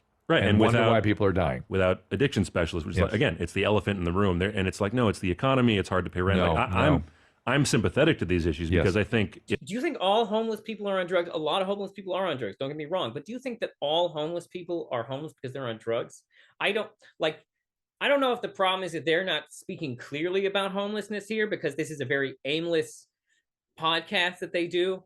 But like, Jesus Christ. If that's your only problem, sure, this would help. Like giving someone a structure will help you get on your feet if bills are your problem. The problem is that what it looks like out there is that's not the issue. The issue is clear. Show me your data. That's not what it looks like out there. Like, and also, Nick, you're rich. You don't fucking live in the shit anyway. So, like, what the fuck are you talking about? You fucking lace curtain prick. Have you talked to every single homeless person, even in LA? Like, what the? Jesus Christ. Clearly, brain disease and addiction. It's clearly the ones who are under the bridge are not just down on their luck with rent. Some of them are. Some of them are, Nick. I assure you, some of them are. Look up some goddamn statistics on the homeless. Correct. It's not. And what about homeless veterans who are there for mental illness, Nick? Like, there's a reason some of these people can't hold down a job. Just to paint everyone as fucking heroin addicts is ludicrous. I mean, just take a look around Franklin Boulevard or Hollywood. So that's been the frustration. So I did interview these two moms about that. You're just a rich person who's tired of seeing homeless people in LA. Yeah, you just like, how come I can't ride my motor scooter through the park without seeing sad homeless people? It's like, dude, first of all, a lot of the homeless people in LA aren't from LA. They just hop a train out there because it's warm. Yeah, no, and then they leave when it's not warm, when the cold is no longer an issue. So, that's part of it too. Yeah. And also, you live in LA where there's a lot of high stakes, high risk jobs that can be gone in an instant. And LA, as you may not know because you were living off your daddy's royalties, you little fucking asshole, the rent is astronomically expensive and it's only going to increase. Yeah, no, in fucking LA, it's not hard to imagine people are behind on their bills, Nick. Yeah. Jesus. You know, we were waiting for something this stupid to happen the whole entire time. Yeah, Nick's a piece of shit. Holy crap. This is incredible. So is Dr. Drew. Damn. Like, we went through all this blandness for this bullshit right here. And how they had to like tough love their kids, and some of them are in programs, and one of them isn't. One of them refused help and kind of just relied on the state to kind of. Anyway, so it's like they think there's this. I just have to give a big sigh to that. Conservative. They think like I'm conservative when I say they think I'm like these bums should just get out. Like they think that's what I'm saying. It's like, no. You have to treat the actual source of the issue, which is meth, fentanyl, heroin, schizoaffective. Don't give them a nice place to die. Yes, stop them from dying. Right, and by the way, how do you think you do that, Nick? How do you think you stop them from dying? For many of them, the answer is Narcan. And if they're gonna die, and if they're gonna do their fentanyl in a fucking abandoned factory, there's not gonna be anyone there with Narcan. Jesus. Then they can pay their own rent at some point. I spent 35 years treating this illness. I know how to do it. It's not that hard. Right. It's pretty. It's not that hard to get off heroin, Dr. Drew. It's not that hard to get off heroin. Did we both just hear that? Yeah. Jesus. It's pretty straightforward. We're just doing none of it. I feel like nobody mentions the drugs when I see it on TV and stuff. Oh, they're just kind of like, it's, the economy is... Because it's wrong to generalize all homeless people as drug addicts. You can't just say they're all drug addicts. That's wrong. Gavin Newsom says the face of homelessness is the mother of three. I dare you to find that woman on the street. Find her. I feel like I've seen that. I literally I follow a guy on Facebook who literally works with the homeless here in our state, and he talks about all kinds, he's very real about it. He'll talk about fucked up shit too, but yeah, no, there are definitely families who are homeless. Yeah, there are. I've seen it before. Yeah, there are entire families that are living out of a car or in a stairwell because they got something bad happened and they couldn't pay rent no more. It doesn't. Or maybe they had hospital bills that they can't, and all the money went to that because they had the hospital threatening them with collections. So they're like, fine, here, have some money. Oh, fuck, now I can't pay rent. Give me money for rent. We can't. We just paid the hospital. And that's how it happens. Yeah, no, this is so... Show us some statistics, you guys. Everything you're referring to is, well, I didn't see any mothers of three, so they must be lying. Did you see all the homeless people, Dr. Drew? All of them? My God. She doesn't exist. It's you know what's on. She doesn't exist. She doesn't. You can say that with 100% certainty that there are no single homeless mothers. Fuck you, man. What the fuck? If you're going to say something that fucked up, have some statistics. Prove that shit to me. On the streets, the guy who's on meth with a machete. That's who's on the street. Yeah, and that guy could be normal given the right program. 100%. You could actually get that guy back. Yeah. Did he say a guy on the with a machete is who's real? What? Okay, no, we will go back for that. Just treating this illness, I know how to do it. It's not that hard. Right. It's pretty straightforward. We're just doing none of it. I feel like nobody mentions the drugs when I see it on TV and stuff. No, they're just kind of it's, the economy is rough. Gavin Newsom says the face of homelessness is the mother of three. I dare you to find that woman on the street. Find her. She doesn't exist. It's you know what's on the street. It's the guy who's on meth with a machete. That's who's on the street. Yeah, and that guy could be normal given the right program. Guy with a machete who's on the street. I don't know, man. I've been to LA a couple times. I've seen homeless people with props, but none of them have been weapons. Because even the LAPD doesn't ignore homeless people that hard that they wouldn't try to have a conversation with a guy waving a machete. And then to say, a guy who's out there waving a machete also, I hate to tell you this, but unless he's just using that machete to rob people, if he's just going around waving it around, he has deeper mental health than drug issues. Because that's another thing, is that not all of some of these people just have mental health issues that prevent them from holding down a job. That doesn't necessarily mean that they are drug addicts. Oh my God. 100%. You could actually get that guy back. Yes, that's correct. The sad part, the schizophrenics, if you let them go long enough, you can't get them back. And so you're committing them to brain damage. Well, you just admitted that there was a second group of people. Oh my God. Well done, everybody. Anyway, and so it just makes me crazy. And we had a really powerful group, I thought, in the room. So anyway, these interviews, I just interviewed these two moms. I'm gonna try to get that footage out there somewhere. I don't know where to put it, but maybe we'll chat about it. Yeah. Did you say I just interviewed these two moms? Yes, maybe he thinks he's like a soft white underbelly type documentarian now. Well, no, but literally, he just said, "I dare you to find those moms." And he just said, and they're talking about interviewing homeless people, and he just said, I interviewed two moms. Yeah. So it's there's just so much dissonance in this room. They're all talking, but I don't think either of them are listening to each other because Dr. Drew has narcissism brought about from I was on the TV, and Nick Simmons has narcissism from being raised by Gene Simmons. So, what? Oh my God, this is going out on a bang. I'll put it wherever I'll put it on my website, anywhere. I'll push that over because this is the part people don't get.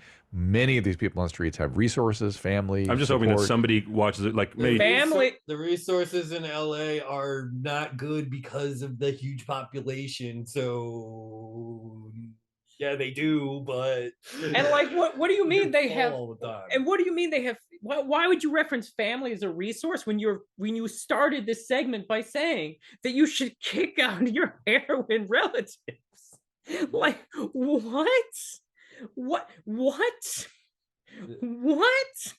Just say, don't listen to this. I'll say, just say what I am saying is very smart. I'm Nick Simmons. I tell it like it is, and I'm a plagiarist. I'm I'm Dr. Drew, and obviously I know more about drugs than anyone. Come if you're.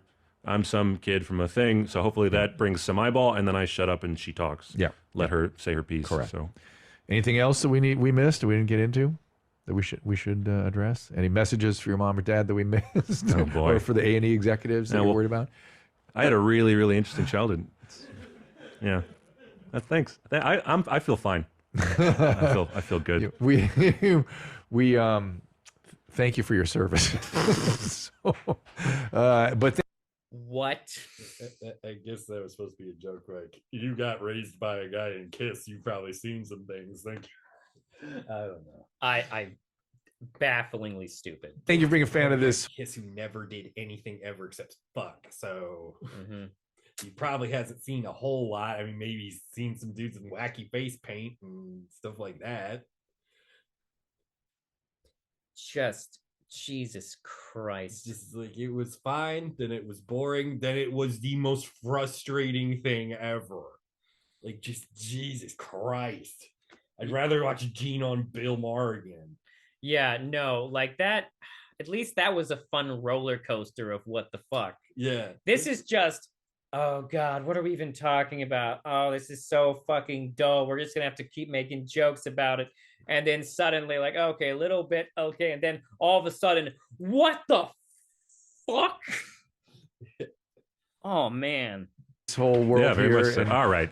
Thank you for coming to visit us. We like having you. We like you being part of this community. So thank you. I'll come back anytime you want me. I love you guys. And I love the YMH fan community. They're the best. They are the best. In the world. They're the greatest. They are the best. I didn't realize that until right after I was on Your Mom's House the first couple times I was on it. Oh, wait. I do know what. Okay, I have heard of that. That's Tom Segura's fucking podcast, right? I guess. Your Mom's House? I have heard of that. Oh my God, they just spent the. Would it have killed you to say the whole title at the fucking beginning of the show? Like I said, they expect that they're just getting the same people over and over again, so they figure there's no reason to. Jesus. And they're probably that dismissive. Just Google it casual and then move on. And it's like, no, fucker, I don't want to do 10 hours of research to find out why your show is so apparently so fucking hilarious.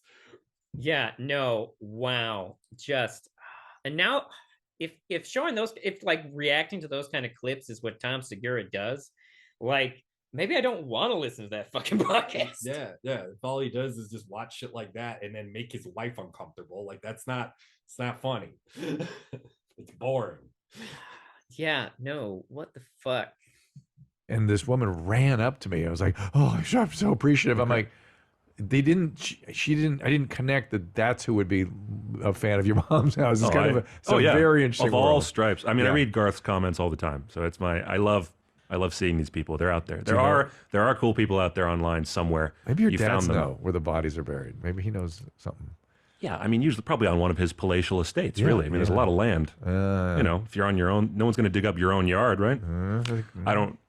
I've heard. I don't know. Fair enough. Let's complain about homeless people and then reference all the land my dad hoards.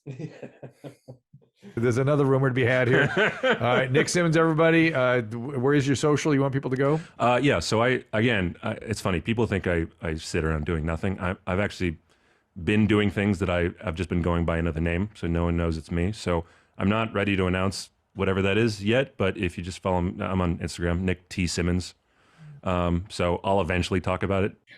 Well, wouldn't it be great if he ripped off another comic book? Or ripped off like another show if he's doing, like, I imagine he's trying to get into more film type media. If he's going around interviewing people. Hey everybody, I made this video game that's totally not Resident Evil. Dude, it's totally Resident Evil. No, it's not. I made it. But I'm not quite ready yet. Yeah, I like my privacy lately. This is like the first thing I've done that's out there in a while. So I've been doing things under a pseudonym for a while. And I'll eventually. I bet it is comic books because he needs a pseudonym to get published. Yeah, because he gets blacklisted. Like, this time I learned my lesson. I will be ripping off Archie comics from the 60s. No one will ever know. Dude, it's clearly Archie.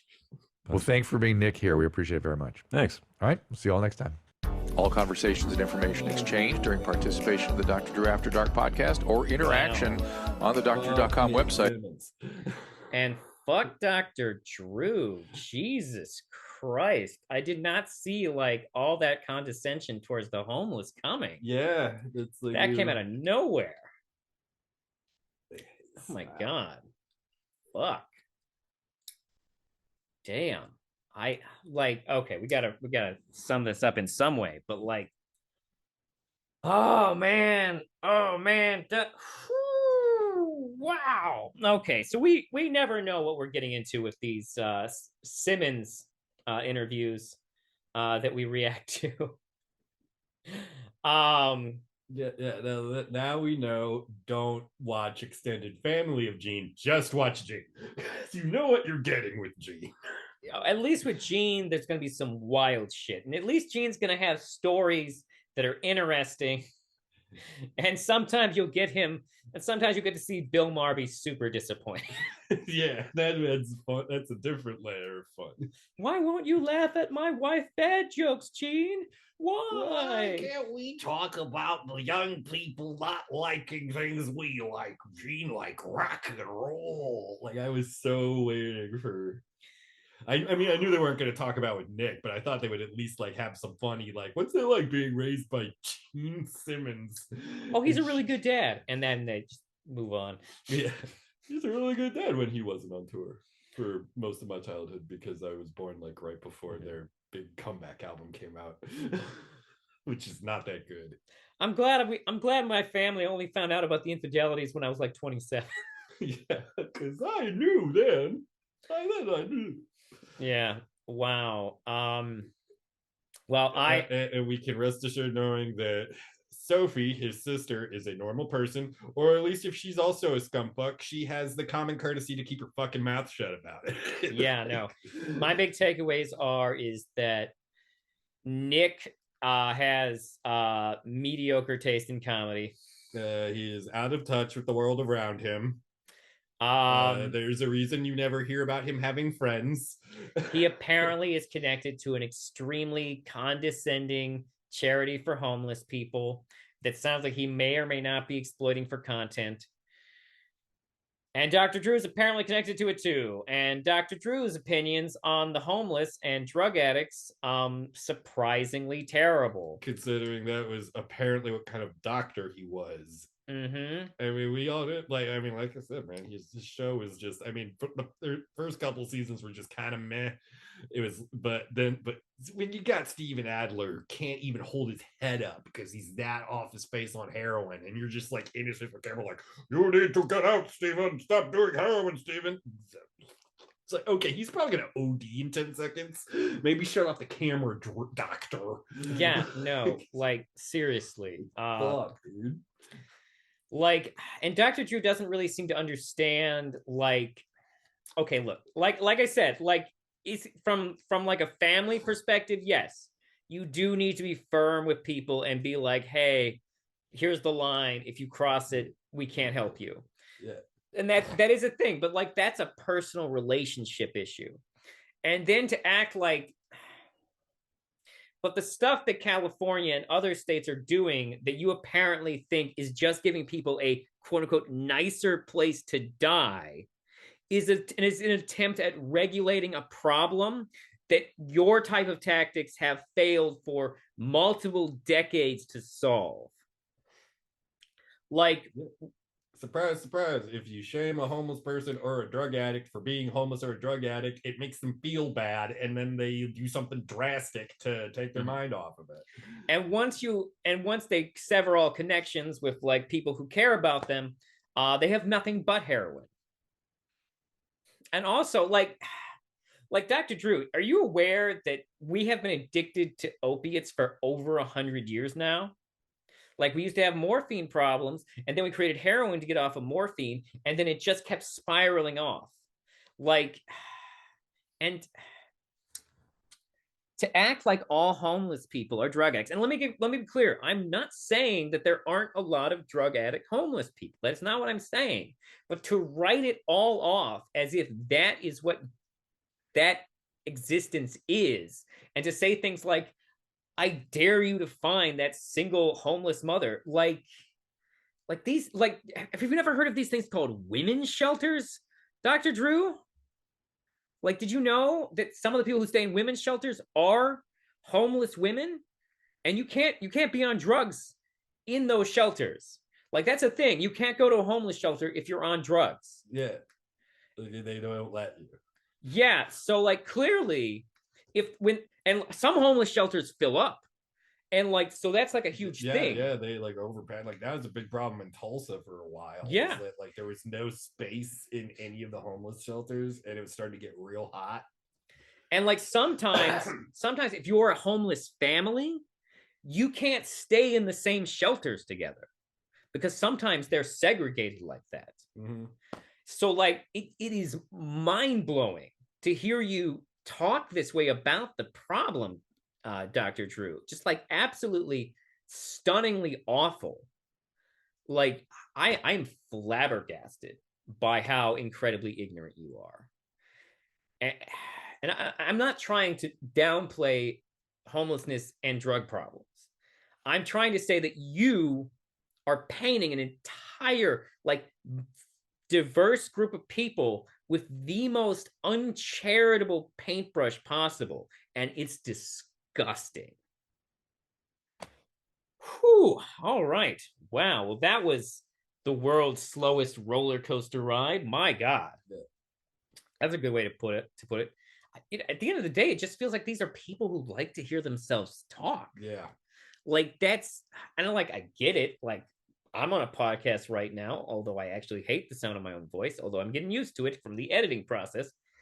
But we spent all this time on nothing, and then they just share these horrible opinions on one serious topic at the very end. Like, wow. Just wow. Oh, you got anything else to say, Gato? Nick Simmons is a hack plagiarist. Yeah. Now that I've seen this, I don't feel bad reminding you exactly what Gato just said. Nick Simmons is a plagiarist. Yep. Nick Simmons is someone who's never done anything. Like his dad's can be a bit of an overbearing asshole, but you know how he became an asshole? Because he had lots of money, because he was in a band that was really, really good for a time. Mm-hmm. And then it was so good that when the band started being a lot less good, if we're being honest with ourselves, at least they had the good years to coast off of. Yeah. Yeah. By the way, very common band to be favorites of, like, some of the kids I work with. Yeah, KISS. Yeah, I can see that. Yeah, no, they like KISS a lot. All right. Well, thank you so much for listening or watching. If you watch it, that means you were unfortunate enough to have to watch those terribly bland and dark clips they apparently play on your mom's house. Because it's so funny to just mock people with no context. Yeah, no. And like, here we're mocking people with a lot of context. We watched that entire fucking thing. Yeah, and I know all too much about Nick Simmons from watching Family Jewels with my mom back in the day, and what Gene divulges in his book, which admittedly isn't much because he was like 10 when that book came out. Yeah. So in conclusion, thank you for listening or watching. Please, if you're listening on Spotify, please follow me. And if you're listening or watching on YouTube, please like and subscribe. Maybe hit that notification bell. Maybe make some comments or share. Those things all help me out.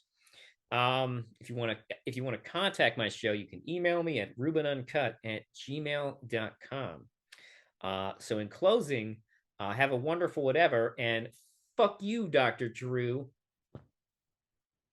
All right. You have a goodbye you want to say there, Gato? Bye, everybody. Nick Simmons is a plagiarist. Yep.